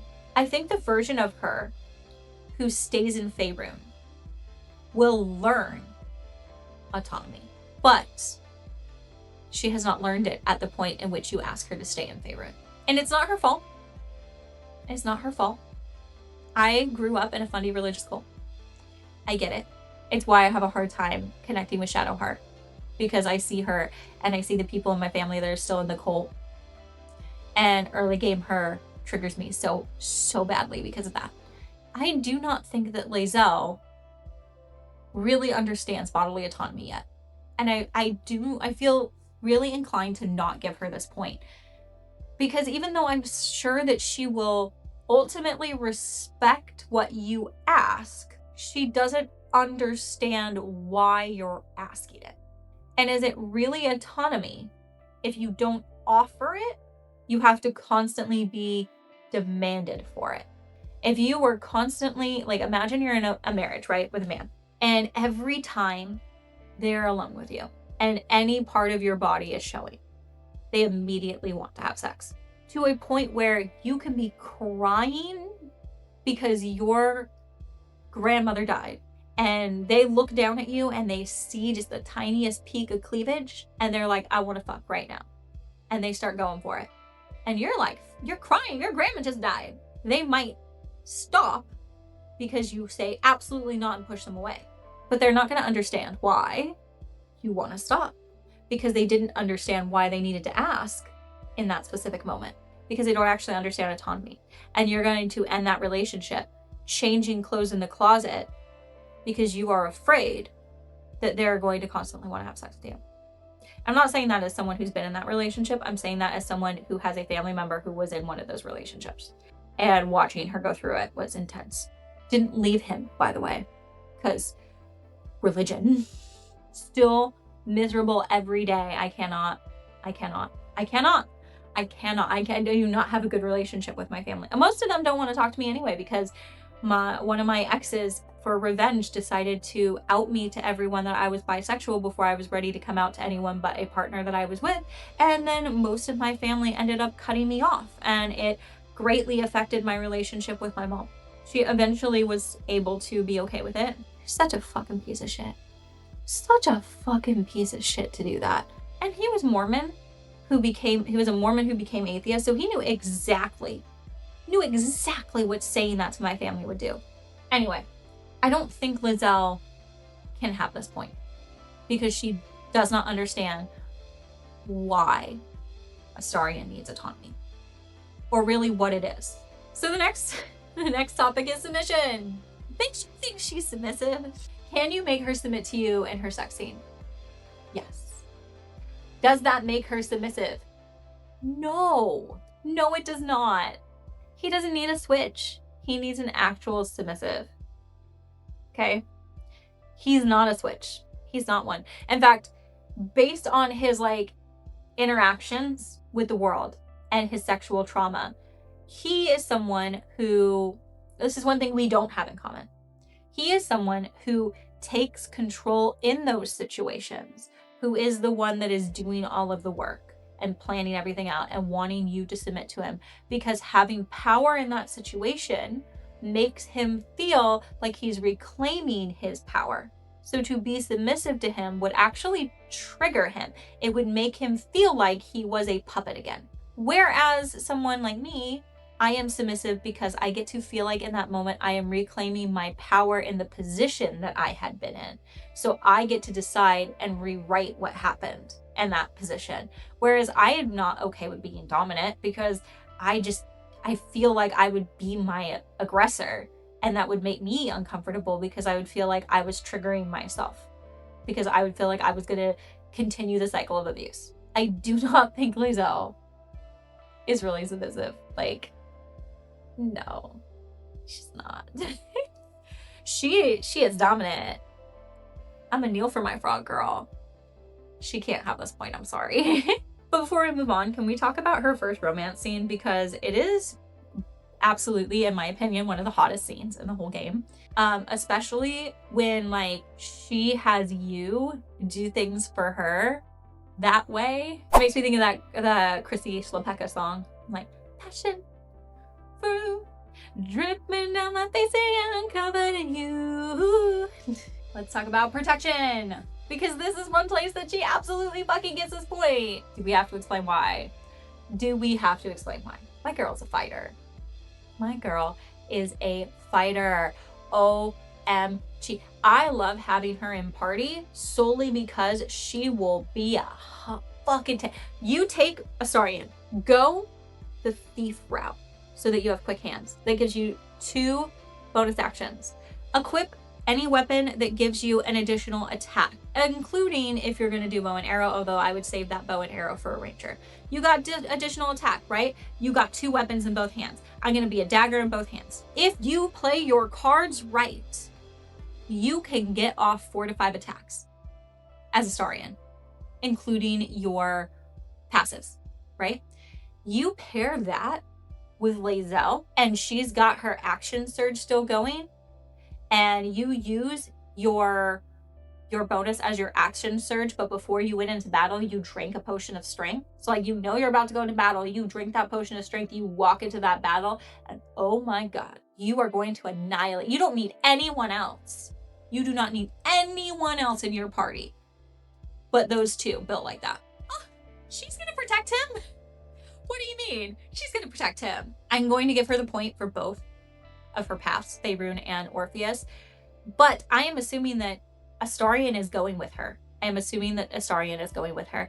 And unlike for Karlach, where he would be in the Hells, I think Astarion would actually be more okay with going with Lae'zel, because he would get to be in a position where he is leading new groups of people and taking down. He's not just trying to survive. Karlach's just trying to survive. Astarion would be actually taking down Blacketh, taking down a leader, destroying another Cazador. So I think Astarion would actually enjoy going with Lae'zel. Passion fruit. I had to... I was on a precarious tripod. I had to plug in my phone. Maybe I should twist the camera.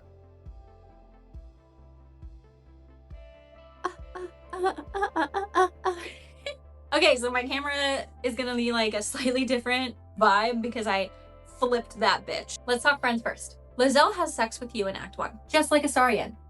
She does it at the party. So I think if you are playing as Astarion and you have sex with her and you are trying to exchange sex for protection, right? That's what Astarion wanted. That actually plays perfectly into his romance arc already.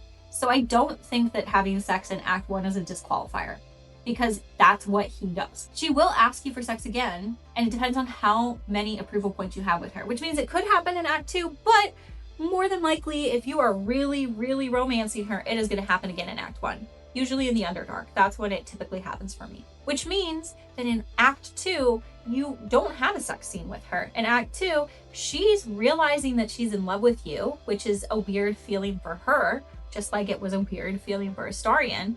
And then she wants to prove her love in the fight, and she can't even bring herself to kill you or hurt you because she's like, oh my God, I love this person and this is hurting me. I'm realizing I'm in a cult. I need to break away from this. I need to be a better person. And she struggles with coming to terms with expressing romantic love because she's in a society that tends to force people into the A-ROM spectrum, whether they're in it or not. So she doesn't really understand how to express and feel this love and to make it public and to have PDA. And it feels like very frat boy to me the first time I played it, and I made some shorts talking about that. But like really going in and breaking it down from like a rhetoric standpoint of story, this is her paralleling with Astarion, right? Astarion is going through this story and he is on the ace spectrum and he is coming to terms with being able to feel sexual attraction again after years of SA trauma for someone because he is emotionally connected to them. Whereas Lae'zel, who has had years of being able to have sex with whoever she wants and there's no like trauma related to it, there is trauma related to romance because it is incredibly frowned upon in her society to have a romantic relationship. And if you have one, which you are allowed to have one, they have words for it, it is hidden and it is always second place to your worship of Blacketh. It can never come between you and your Gith cause, right?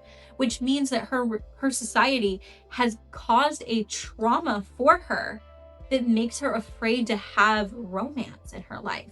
So finally falling in love with someone, she is coming to terms with the fact that she is allowed to have more than sexual attraction for someone. So she's going through the same story beats and arc as Astarion, just coming from trauma that came on a different spectrum.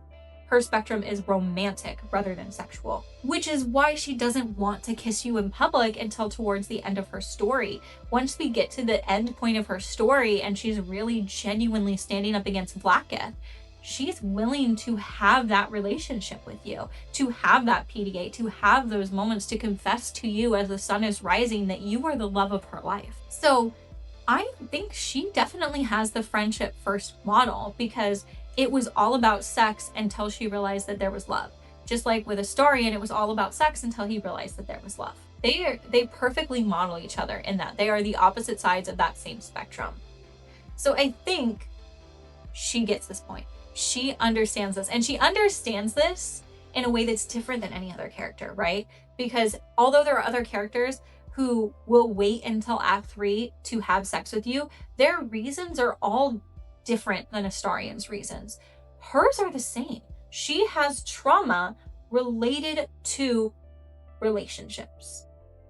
Just not sexually, it's romance. So she gets this point. I wish I could give her like 5 for this point, but we're only giving 1 for each one. Now the song's stuck in my head. The song's stuck in my head. It's your fault, Chrissy. It's your fault for making such great music. How dare you? How dare you be so talented, my lesbian queen mommy? Now, let's talk about devotion. This is a split point. This is a split point. Because Lae'zel, who goes with Orpheus, is devoted to Orpheus. Her people, her cause, and Orpheus will always come before you. However, Faerun Lae'zel, she's not devoted to anyone. She has chosen to give up her ties to her people's fight and to everything that they have decided is worthy and important to be with you, to discover herself with you. So Faerunian Lae'zel can have this point. However, that means Faerunian Lae'zel has 3 points and Orpheus Lae'zel has 2.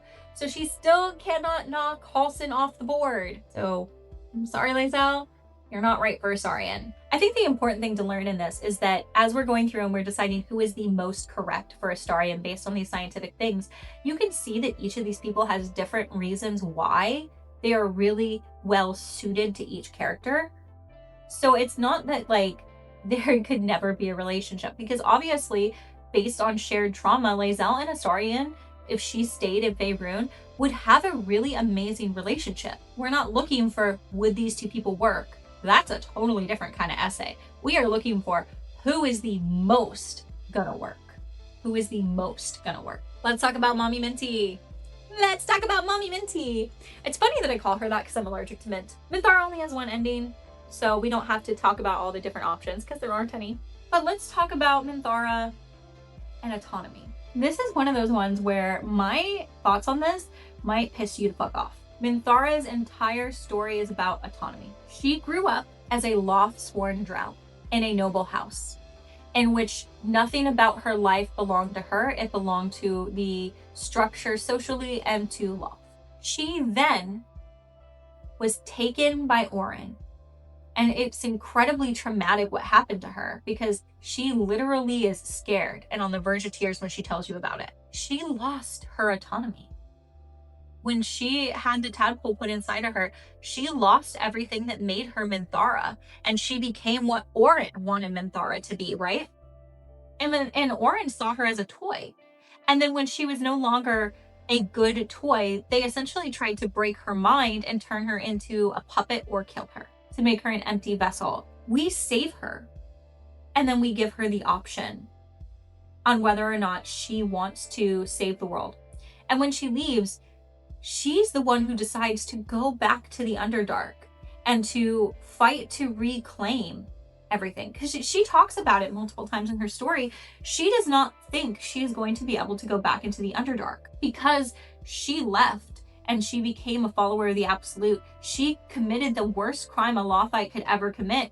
She was a heretic, and then she left. She has given her house a bad name. And you know what she decided to do instead? She didn't decide to go into the Underdark and try to get back into the good graces of Lolth and her house. No. She said, fuck Lolth. I'm going to the Underdark. I am creating my own place. I am creating my own home, my own world, my own name, my own validity. I will amass my followers. I will do this. And I will do it by myself. She has a very Veyruun, Lolth's son.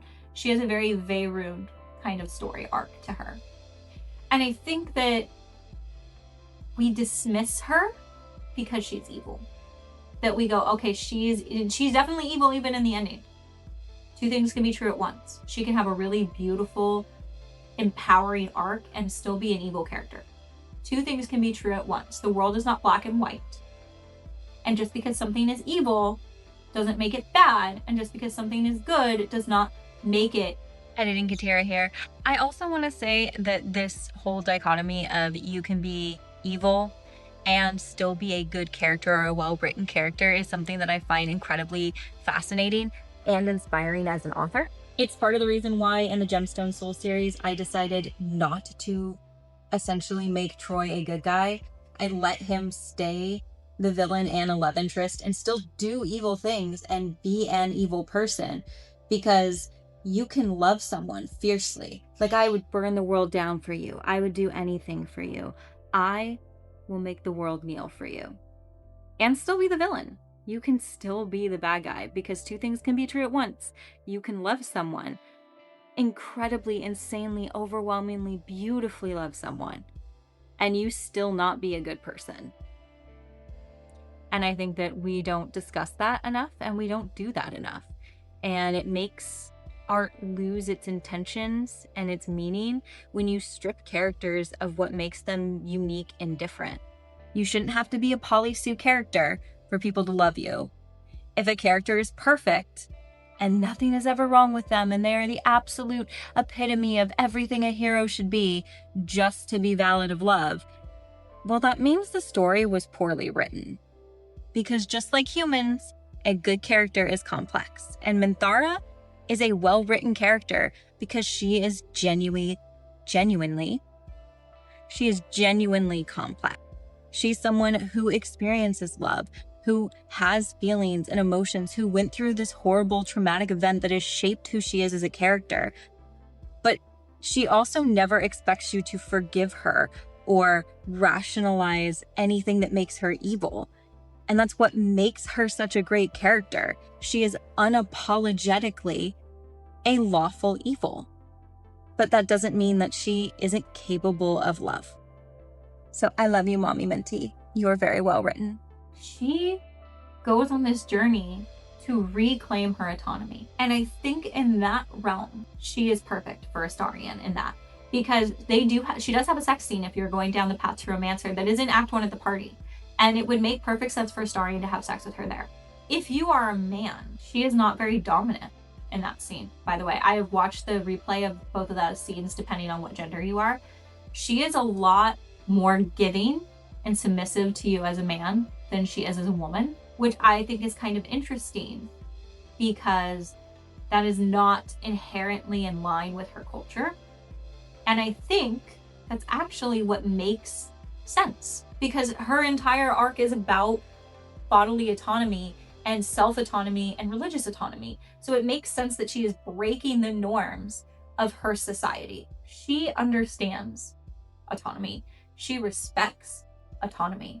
And the moment she is free of the absolute script, she never requires of you again. She might give her thoughts, her 2 cents. She never requires of you again.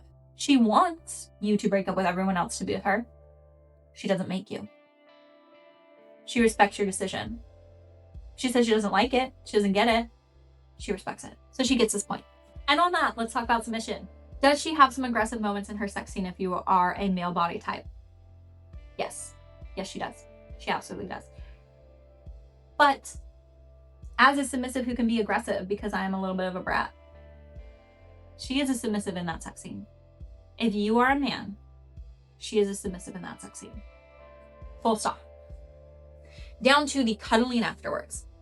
And Astarion as a man, which means we're not going based off of her sex scenes in general. We are going based off of her sex scene with a man because they are different depending on your body type. That means she's technically a switch, but she is submissive towards men. So she would be able to be that in a relationship with Astarion, but she would be just bratty enough and just enough not wanting her autonomy taken that she would not submit in real life. So I do not think she could handle Ascended Astarion, despite the fact that she would love the power he has. But she could handle Spawn Astarion. She could be soft when he needs. She can be hard when he needs. She's got this. This is not turning out the way I thought it was going to turn out. In tallies, if I'm being honest, and I'm kind of glad. Let's talk about protection. Could Minthara protect Astarion? Abso-fucking-lutely. Abso-fucking-lutely. She could protect Astarion. And on top of that, she's going into the Underdark. So if you go on the path with Spawn Astarion where he's going to lead his people in the Underdark, that perfectly parallels what she's doing in the Underdark. She is going into the Underdark and rebuilding her life in her world. And Spawn are naturally in an evil class, by the way. So it makes sense because they would just be normal in the Underdark. She lives in a world where Astarion doesn't have to worry about the sun. He doesn't have to worry about what it's going to do to him. She is a paladin. She goes into the Underdark and she rebuilds the world for herself. That is what we find out in the epilogue. She did that by herself. She took on Lothites by her fucking self. She could protect Astarion. And better yet, she is the only person who's going to be in a world that Astarion was already going to have as his option, as one of his options, and is already fucking safe for, ow. I like them. It's already fucking safe for him. Yes, she gets the protection point. Friends first. Let's talk about friends first. She has a sex scene in Act 1. I'm pretty sure she's the only other character who has an actual sex scene in Act 1. Just like Astarion, it's at the party. And it only happens if you go on the path where you're romancing her and being evil and you raided the Grove. Which means he would only be having sex with her so that he would have protection from the person who just fucking killed everyone, right?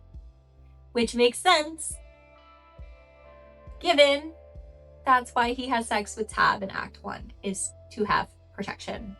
Minthara does not have a second sex scene. Or if she does, I've never seen it. She tells you she wants to have a real relationship with you in Act 3. After you've saved her, she's gotten to know you and built a relationship with you again. And I say this because I have romanced Minthara. I have done the evil path and romanced Minthara. And when I saved her and we talked about what was going on, she's like, I didn't know you were going to save me. You don't immediately continue your relationship with her. She wants to know you again because she wasn't herself when you were together and when you slept together. She was a crazy absolutist and she was trying to slowly come to terms with herself. And being with you gave her enough brevity because of the protection that is offered to you by the Emperor to not feel the absolute's call.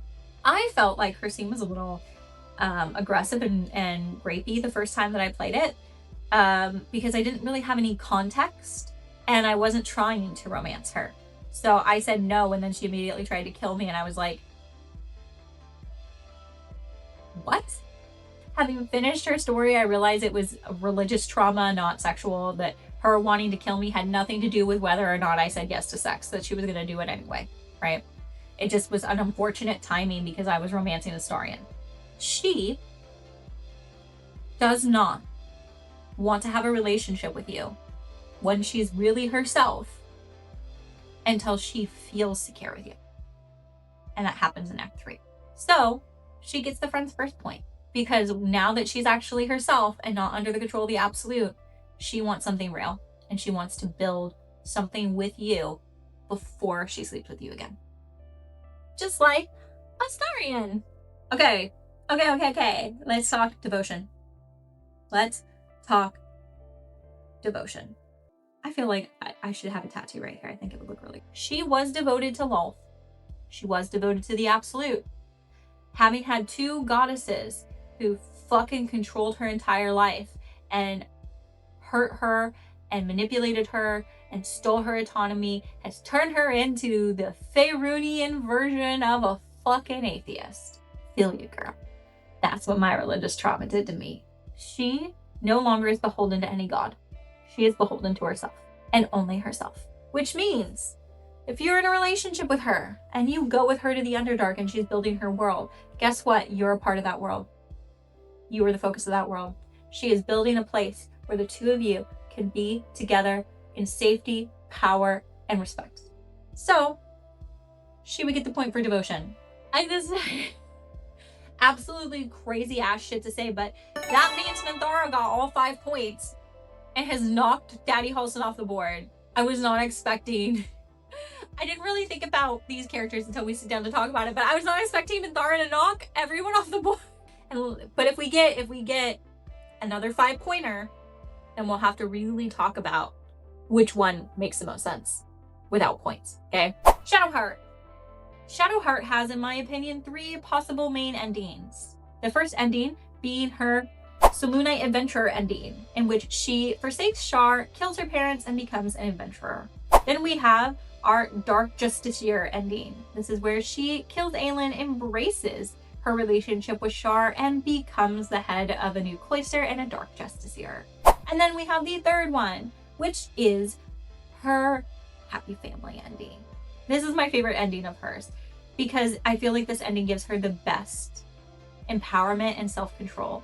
So instead of freeing herself completely from Shar by killing her parents, she chooses to spare her parents and continue to have pain caused by Shar. This is her basically saying, Shar, fuck you. You can control if I'm in pain or not, but I'm not going to let you actually control me. You don't get to decide if my parents live or die. You don't get to punish me for making a decision that is right for myself because I choose this. I'm reclaiming my power. I'm reclaiming my control. This is the most downright most empowering ending that someone who is left a cult could have. And I am so glad that when I decided to romance her, like not recording it, just romance her in general, this was the ending I picked because this ending made me realize I don't hate Shadowheart. I just hate cults. And that I was being a little bit internalized misogynistic towards her because I was feeling competitive. And why am I like that? No. Like, I don't need to compete with the girl that I want to have thighs as my earmuffs. I should just have her thighs as my earmuffs. We're done with the coffee. Okay. That was not girly, and yet somehow the girliest burp I have ever heard at the same time. I am a girly girl who's not a girly girl. Let's talk about autonomy in Shadowheart. So one of the things that pisses me off the most about Shadowheart is that in her Act 1, she demands absolute honesty from you while not offering it. This annoys me, but it does not mean that she doesn't understand autonomy. Shadowheart is actually a very autonomy-forward character, and I think that that makes sense given that she doesn't have it. So rather than Lae'zel, who was trained to not be okay with autonomy and feel like she needs to follow every command, making her expect other people to do so as well, Shadowheart, on the other hand, has been in the same situation, and instead it respects other people not wanting to be a part of something. And I think this is because, unlike Lae'zel, who just went gung-ho full in, I need to impress my peers, Shadowheart, though still trying to impress her peers, she had her own little nook. She had her own little place. It also helps that Shadowheart does not remember all of her past. She willingly gave up her memories that we know of. I mean, we have to assume it was willing. She gave up her memories to go on this mission, and she knows she will never get them back. And even if you choose a Dark Justiciar path, she doesn't get them back because they erase her memories of who her parents are. She understands not having autonomy, and that makes her want to offer it. I think that also is why it takes so long for you to be able to have sex with her, because it needs to feel earned. And I think it's also why she's one of the other characters who is poly, and I think she is probably the best. I did a video on this, but she is by far my favorite representation of poly in the game. And she is the only companion other than Halson who I genuinely feel like is actually poly. I feel like that is actually who she is as a person. I feel like Shadowheart genuinely can have multiple deep, meaningful relationships without feeling any jealousy overall. Jealousy happens sometimes because you're human. We all have a moment of being jealous.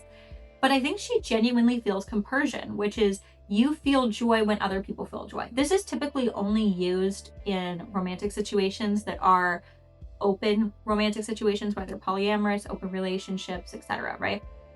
But this also has more colloquially been adopted into situations where people function in an ecosystem that is non-romantic, where all of you are competing against each other in the same way that you would in a romantic setting. Usually people who are monogamous see other people who are single as a potential option for them to date. Therefore, if two women are single and they both like the same man, they are less likely to be happy when one of them gets that man. Whereas when you're being polyamorous and you both like the same man, one of you might get them and you're like, you know what? I am genuinely happy for you. I'm genuinely happy for you. I wish that I could have gotten him, but you know what? If you two want to be monogamous, I am okay with that, and I'm happy that you're happy. And if you both get him, you're both happy for each other, even if you are having completely different types and depths of relationships with him. This happens non-romantically as well. When it happens non-romantically, it's like, for example, I have a lot of mutuals who also make content, and I am a content creator. And there are some people on this app, people like Sniper, who genuinely, when they were going through the phases of becoming popular and reaching the top, would get angry when other people achieve success in similar veins. Look at the relationship and the fight that happened between Sniper Wolf and Azzyland. I almost called her Azzy Wolf, and Azzyland, right? Two creators who look similar, who made similar content, who didn't really know each other, but she constantly felt like she was in competition with Azzy, and she would constantly create fights that weren't there with Azzy, right? And I used to be a follower of Sniper Wolf, so I watched this happen in real time. Like, I watched this happen in real time. And at the time, I was very young and unhealed and had just left a cult and was just starting to handle my internalized misogyny from growing up in a fundamental religion. So I saw her as like this cool girl. And like, now that I'm older, I realized that I was just attracted to her, not that I wanted to be like her. I like girls that are mean to me, I guess. That's probably why I like Lizelle out of all of the girls. I, on the other hand, when I see someone who makes the same kind of content as me, because, for example, I have one mutual who I don't know if we're friends on here because you can't, and we both don't have public subscribers, but we are friends on TikTok. And she has reached a point where she has 1 million subscribers on TikTok, and she has 100,000 subscribers on YouTube. And when she made her 100,000 subscriber video, I was genuinely excited. I'm like, you go, girl. Like, you did Stardew Valley, now you're doing Baldur's Gate, and you have all this really cool content and people love it. And I love watching her content and engaging, and I just get excited. Like, one of my members also is a content creator, and she decided she wanted to start, and she's almost at 500, and I just get excited. I'm like, you're going to be at that point where you get memberships. Like, you're on it. You got it, right? And I think Shadowheart feels that. I think she feels that. And that is actually, compersion is an important part of autonomy. Because if you cannot feel happy for someone else and the choices that they make in their life, even if you feel like you would want to make the same choice and you're not doing it to the same brevity or to the same amount, if you, instead of feeling jealous and envious of those choices they're making, you feel supportive, you're their cheerleader, you're happy, you genuinely feel joy that they feel joy, then you actually understand autonomy. And I think Shadowheart does. However, I do not think Dark Justiciar Shadowheart does. I think by the time that we get to her being a Dark Justiciar, she is no longer capable of being who she was, because becoming a Dark Justiciar required her to give up everything that made her who she was. Otherwise, it wouldn't require so much back-end effort to get her to choose to kill Aelin without having to be suggested it. Like, that wouldn't become a challenge run people had to go on to try and see if they could make it happen if she wasn't giving up herself to be a Dark Justiciar. So some of her gets this point, some of her doesn't. Now let's talk about submission when it comes to Shadowheart. There are some moments that tell me that non-Dark Justiciar Shadowheart is submissive, whereas Dark Justiciar Shadowheart is kind of a dom. D-O-M-M-E. Let's talk about the cliff in Act 1. And the moment where she's expecting you to read her body language and tell that she wants you to kiss her. Then you kiss her. She says, did that hurt? That implies that I'm thinking she bit your lip. Very bratty. Very bratty. She hints, she's coy. When you go on your romantic endeavor in Act 3, when you finally get to have sex with her, if you're going through it non-Dark Justiciar path, she wants you to come out into the water. She splashes, she plays. She has moments where she is very obviously engaging you. She is making a move. She is making the first move.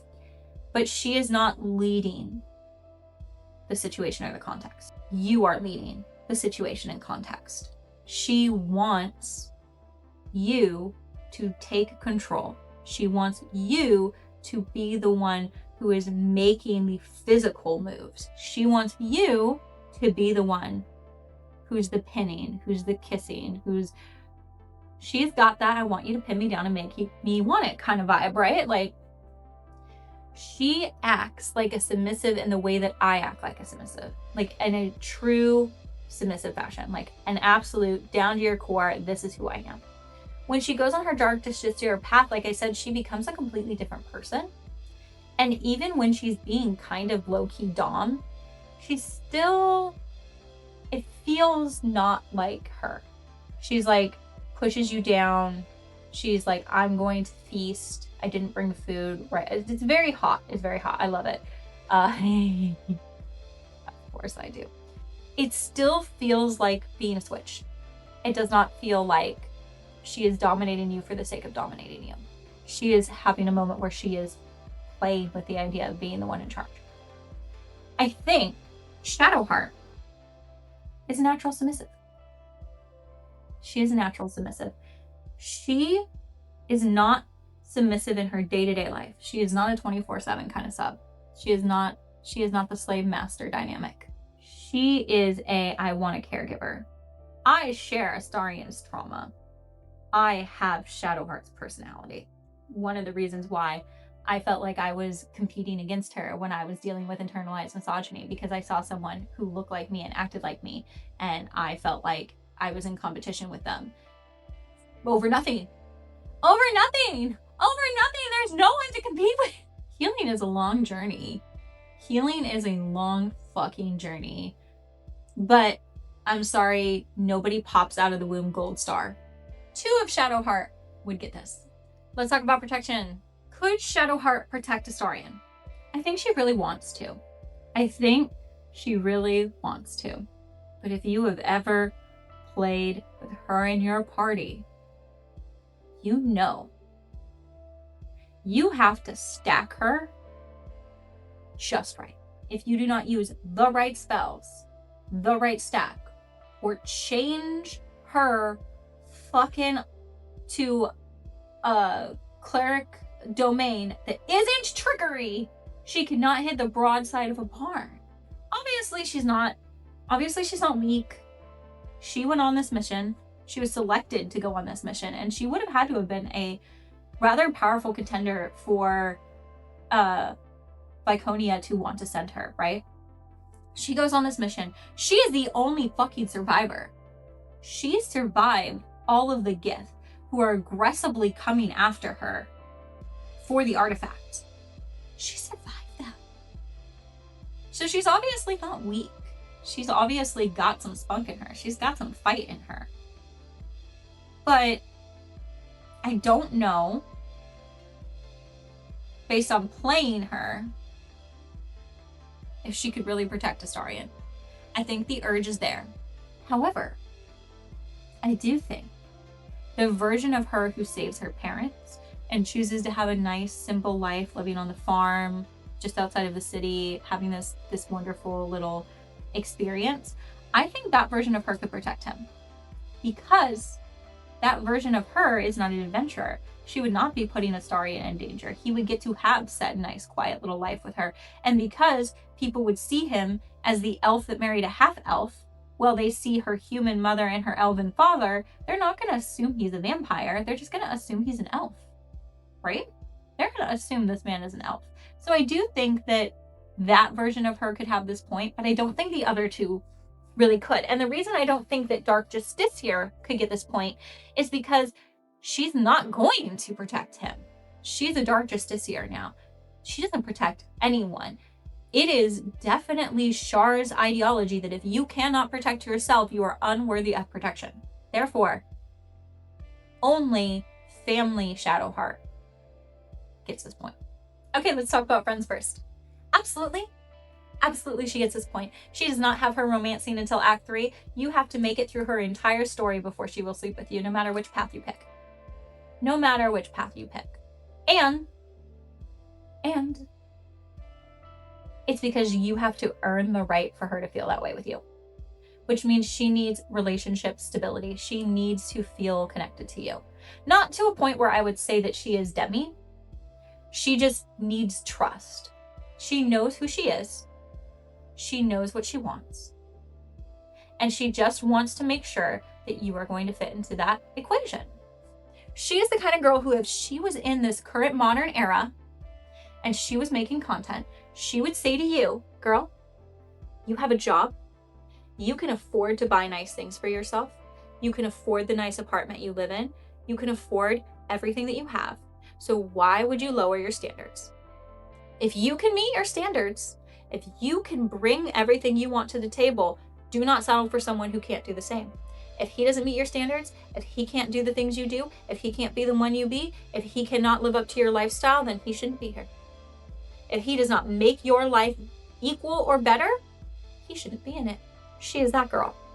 100% she is that girl. And she is waiting to have sex with you until she knows her life will be better with you in it. So therefore, she gets this point because her entire philosophy in the world is this point. Editing kit here. I don't know what happened, but the last section of Shadowheart just has absolutely no fucking volume and there's no way to recover it. So we're gonna do it again. And I'm not frustrated about that and my technology failing me at all. Not one little bit. Not at all. No. Luckily I kept this. Okay, so it looks like the last one we had to do was just devotion. Obviously, Dark Justiciar Shadowheart loses this point right out of the gate. She is devoted to Shar. Her whole life is about Shar. However, the other two versions of Shadowheart, I would say that they don't have devotion. We do like to call the Shadowheart who chooses to forsake Shar Selûnite Shadowheart, but she's not actually a Selûnite. She doesn't actually move on to having a different religion. Even if you decide to save her parents and keep them with her, she's still not a worshiper of Selûne. And now, she isn't against people worshiping Selûne. Obviously, her parents still do. It's more so that she doesn't want to believe in any institutions right now because of what they did to her. So when it comes to relationships, Shadowheart, when she's non-Dark Justiciar Shadowheart, has the ability to put Astarion above everyone else because she is not devoted to a god anymore, and I don't think she ever will be devoted to a god again after everything that happened to her. Also, I hate technology so much right now. Woohoo! Why did I want to do talking heads? Why did I want to do talking heads? Why did I want want to show my face. Obviously, I kid.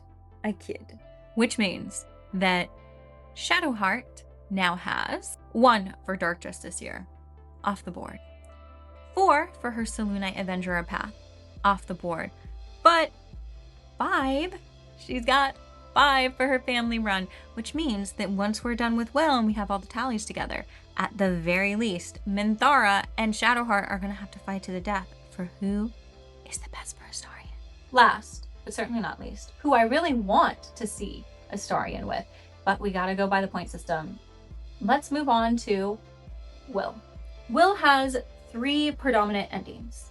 The first being the Blade of Avernus, in which Will is going to go to the Hells with Karlach. Then we have Duke Will. This is the version of Will who is going to stay in Baldur's Gate and take on the mantle of being a duke and stay with his father and rebuild the city after all of the terror. And then in last place, we have the Blade of Frontiers. This is a version of Will where he doesn't go to the Hells with Karlach, but he still does his Blade story ending. The reason I have kept both of these blades is because going to Avernus is a very, very different story than staying and just being an adventurer. So let's talk about autonomy. Will understands autonomy. And I think one of the reasons why Will understands autonomy so well is because he doesn't have it. He does not have it. He has to do what Mizora requires. But in his story, he actually learns how to have autonomy regardless of the situation. Because what does he do? What does he do? He spares Karlach. He spares Karlach and gets turned into a devil. If you don't try to make any deals with Mizora, or you go straight to Moonrise so you don't get a chance in that scene, if you meet her in the pod and you haven't made any deals with her yet, Will bargain himself. The only time I feel like Will does not make his own decision is when you decide if he's going to sign the contract in the end to save his father or not. And I feel like that's so fucked up, because that's the most important part of his story. Why is that the one place where I have to make the choice for him and he approves of everything? Will is learning how to have his own autonomy, but he respects other people's. He respects other people's autonomy. Even though he considers Astarion to be a monster and fiend because he's a vampire, and they have this enemies to lovers kind of story when you romance them together, where they go from hating each other and him saying really mean things to him in the background to slowly being friends, to Will caring about him, to Will wanting to see it through to the end, as long as you don't ascend him. They also have so many little moments, like if you're romancing both of them and you pick Will, Astarion will be like, well, I would have picked Will too. I would have picked Will too, because he's exactly the kind of man that I would have wanted to be with. So, Will is the king of autonomy. He's the king of consent.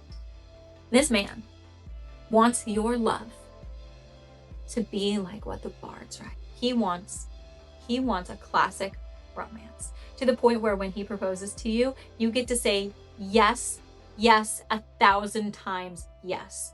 Whoever wrote, because I don't remember their name off the top of my head because it's not Stephen, whoever wrote Will's romance scene fucking loves classic literature. Loves classic literature. Let's be besties. This man is a Regency romance personified. And you know what Regency romances and historical romances are all about? Restraint and respect, so that you have time to build a loving relationship that functions in consent and autonomy. So, every version of Will gets this point. Let's talk about submission.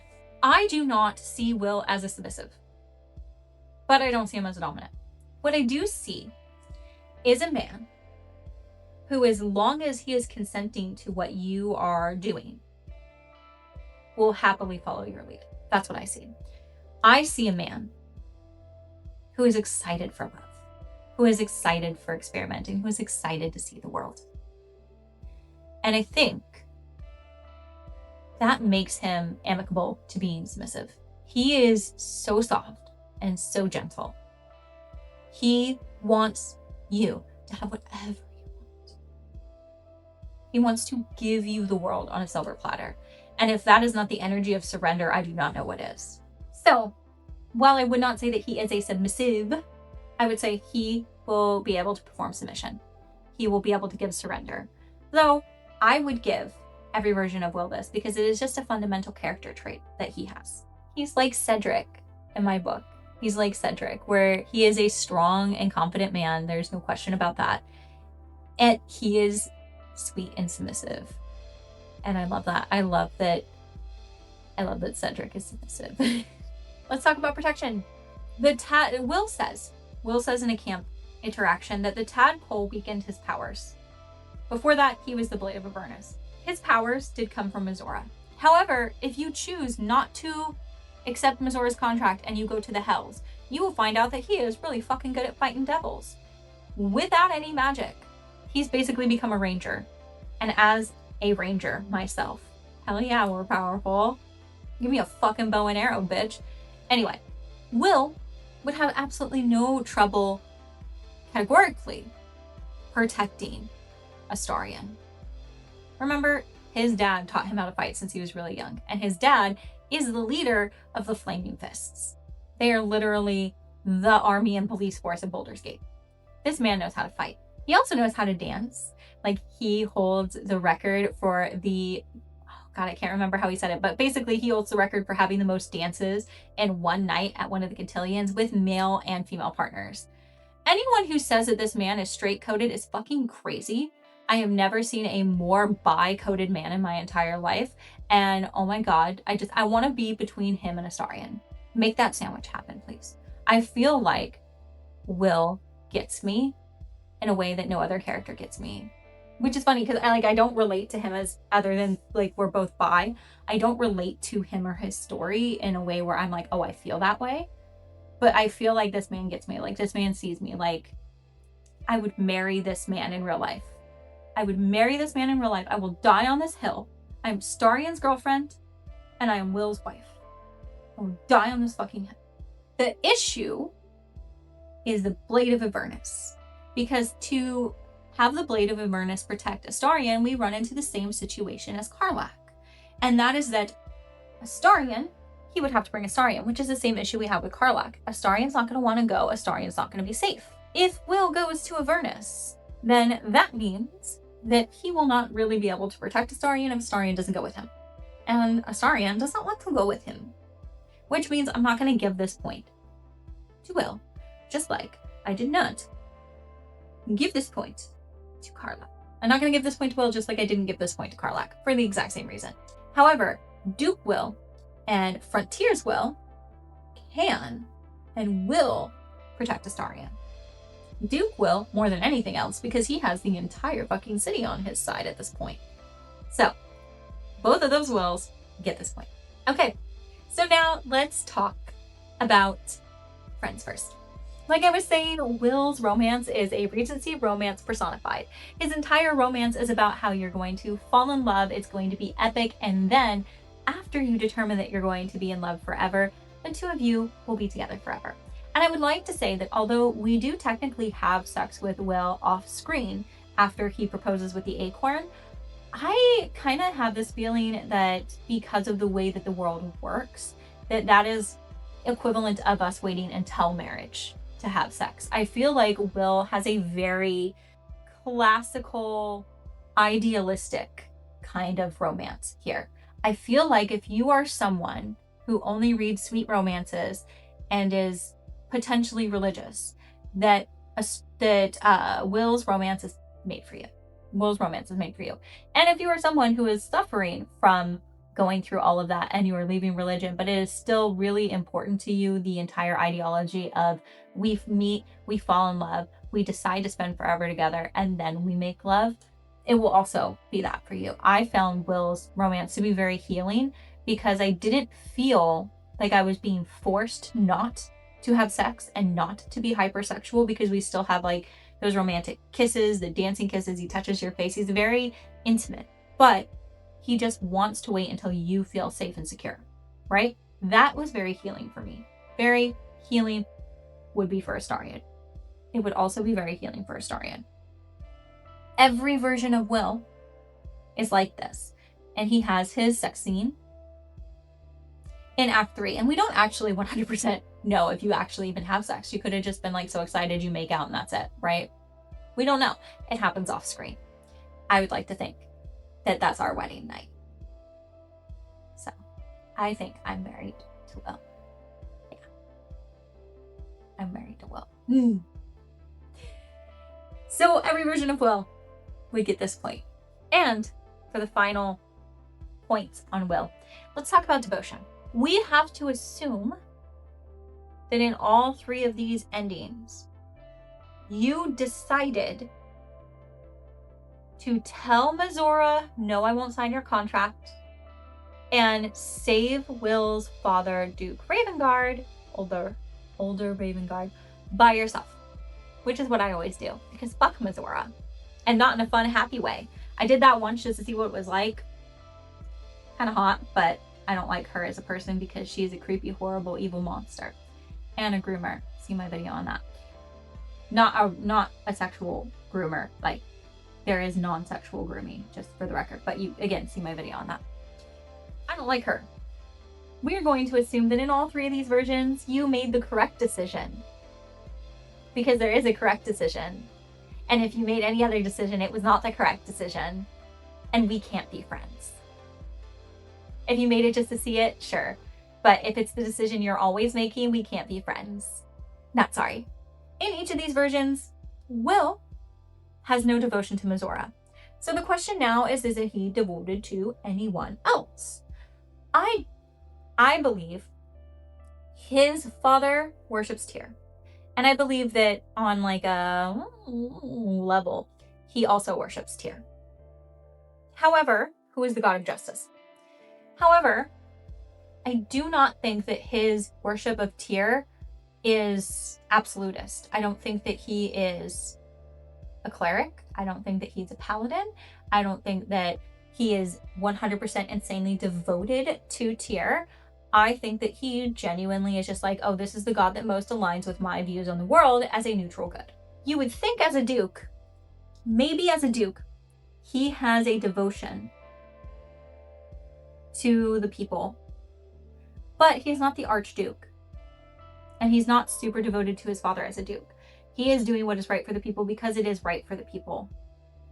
But he still puts his family above everything else, including his daughter, family, love, people. He is a duke, and he is a good duke because he is the kind of leader who loves the people before he loves himself. He is that way because he loves people. Which means his devotion to the people is his devotion. And guess what? You're his husband, Spawn Astarion. He is devoted to you. He's devoted to you. Now, let's talk about the Blade of Frontiers. The Blade of Frontiers is, again, in service to the people. He is just in service to the people as an adventurer, which means he's still putting the people above everything else. However, the Blade of Avernus. This is going to sting because people want him to go to the Hells with Karlach. But you know what? If he goes to the Hells with Karlach, Karlach is his wife. No one else. Karlach or you. Because if you go with him, then you are. But you are Karlach. That's it. He is fighting demons and devils because he wants to protect people who were like him. This is an act of revenge. This is a self-service. I cannot give the point devotion to the Blade of Avernus. He is devoted to a cause around retribution, revenge. However, the other 2, they both get this point. Which means the Blade of Avernus is off the table. But both the Duke Blade and the Frontiers Blade are still on the table, creating a new conundrum for us. This means we have Minthara, family Shadowheart. Will is the Duke, Will is the Blade of Frontiers. So now we have to ask ourselves about these 4 different story endings. What else besides these 5 things does Astarion actually need if he's on the Spawn path? So I think that question now comes down to, what do you pick? If you have decided that you are going to be Spawn Astarion, who goes into the Underdark to lead the Spawn, the only choice that genuinely would be in alignment with that ending is Minthara. So if you are someone who wants Astarion to have the Underdark ending, Minthara is your girl. Minthara is the perfect match for Underdark Spawn Astarion. If you are taking Spawn Astarion down the path of either finding a way to walk in the sun again, or just becoming heroes or adventurers, that's going to change. I feel like in that specific scenario, there's only one real option from the list that we have given, and that is the Blade of Frontiers. Because Shadowheart's going to want to settle with her family, Minthara is in the Underdark, and Duke Ravengard is settled in Baldur's Gate. Whereas the Blade of Frontiers is an adventurer and a hero who will absolutely go on an epic, long quest with you to find a way for you to walk in the sun. So if you are adventurer, hero, mercenary, Spawn Astarion girly, you are the Blade of Frontiers.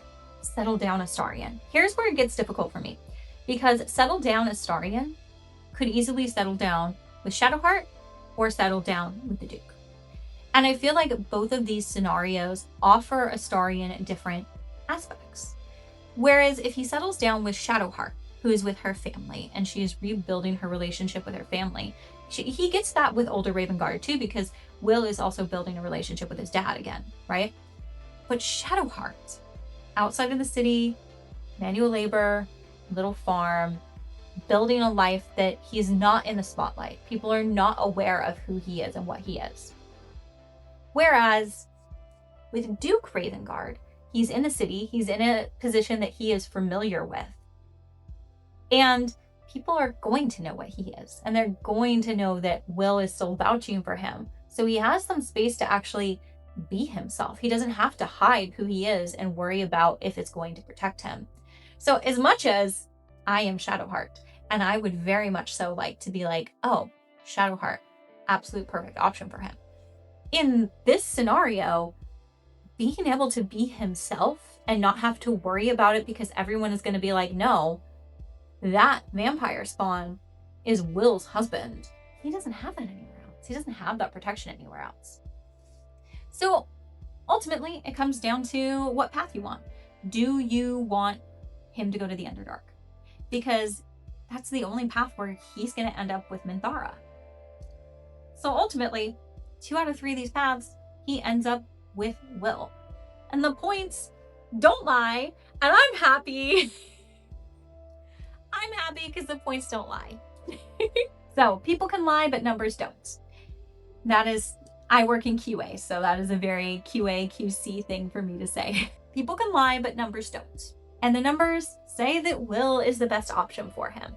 It just depends which version of him you're ending, which version of Will is right for him. It's probably going to be like that for everyone. This was actually really fun. I don't think I have it in me to film all of them today, but if you want me to do this for Ascended Astarion next, give me some black heart emojis or some little bat emojis down in the comments. But if you want me to skip ahead and do a different companion and then circle back, give me some blue heart emojis and we will do Gale next instead. Do not give me both. You only get to pick one. Don't be greedy. I know I'm bi and I say both is good, but don't be greedy. And tell me, did you think it was going to be Will and Minthara? Because I was hoping for Will, but I was not expecting Will, Minthara, and Shadowheart to be my options. This was fun. I enjoyed doing this. This was like getting to have a live essay with you. We'll see what happens in the editing and how that goes. But thank you for being with me here today, because writing and gaming are my passions. And without subscribers like you, I couldn't chase those passions. And before I go, a girly pop got to pay her bills, and she also got to make sure that she fulfills her caffeine addiction. My 3rd book in the Gemstone Soul series, Infinity's Awakening, is currently available right now. Like I said, it's the 3rd one in the series. They are dark poly vampire romances, enemies to lovers. And thank you to all of my members, because without your support, I wouldn't be able to make content like this.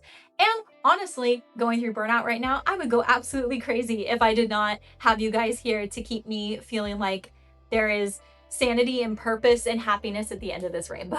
So hopefully I will see you again in the next one. And good night, darling. And now you're all mine. And I'm all yours. Until morning, at least.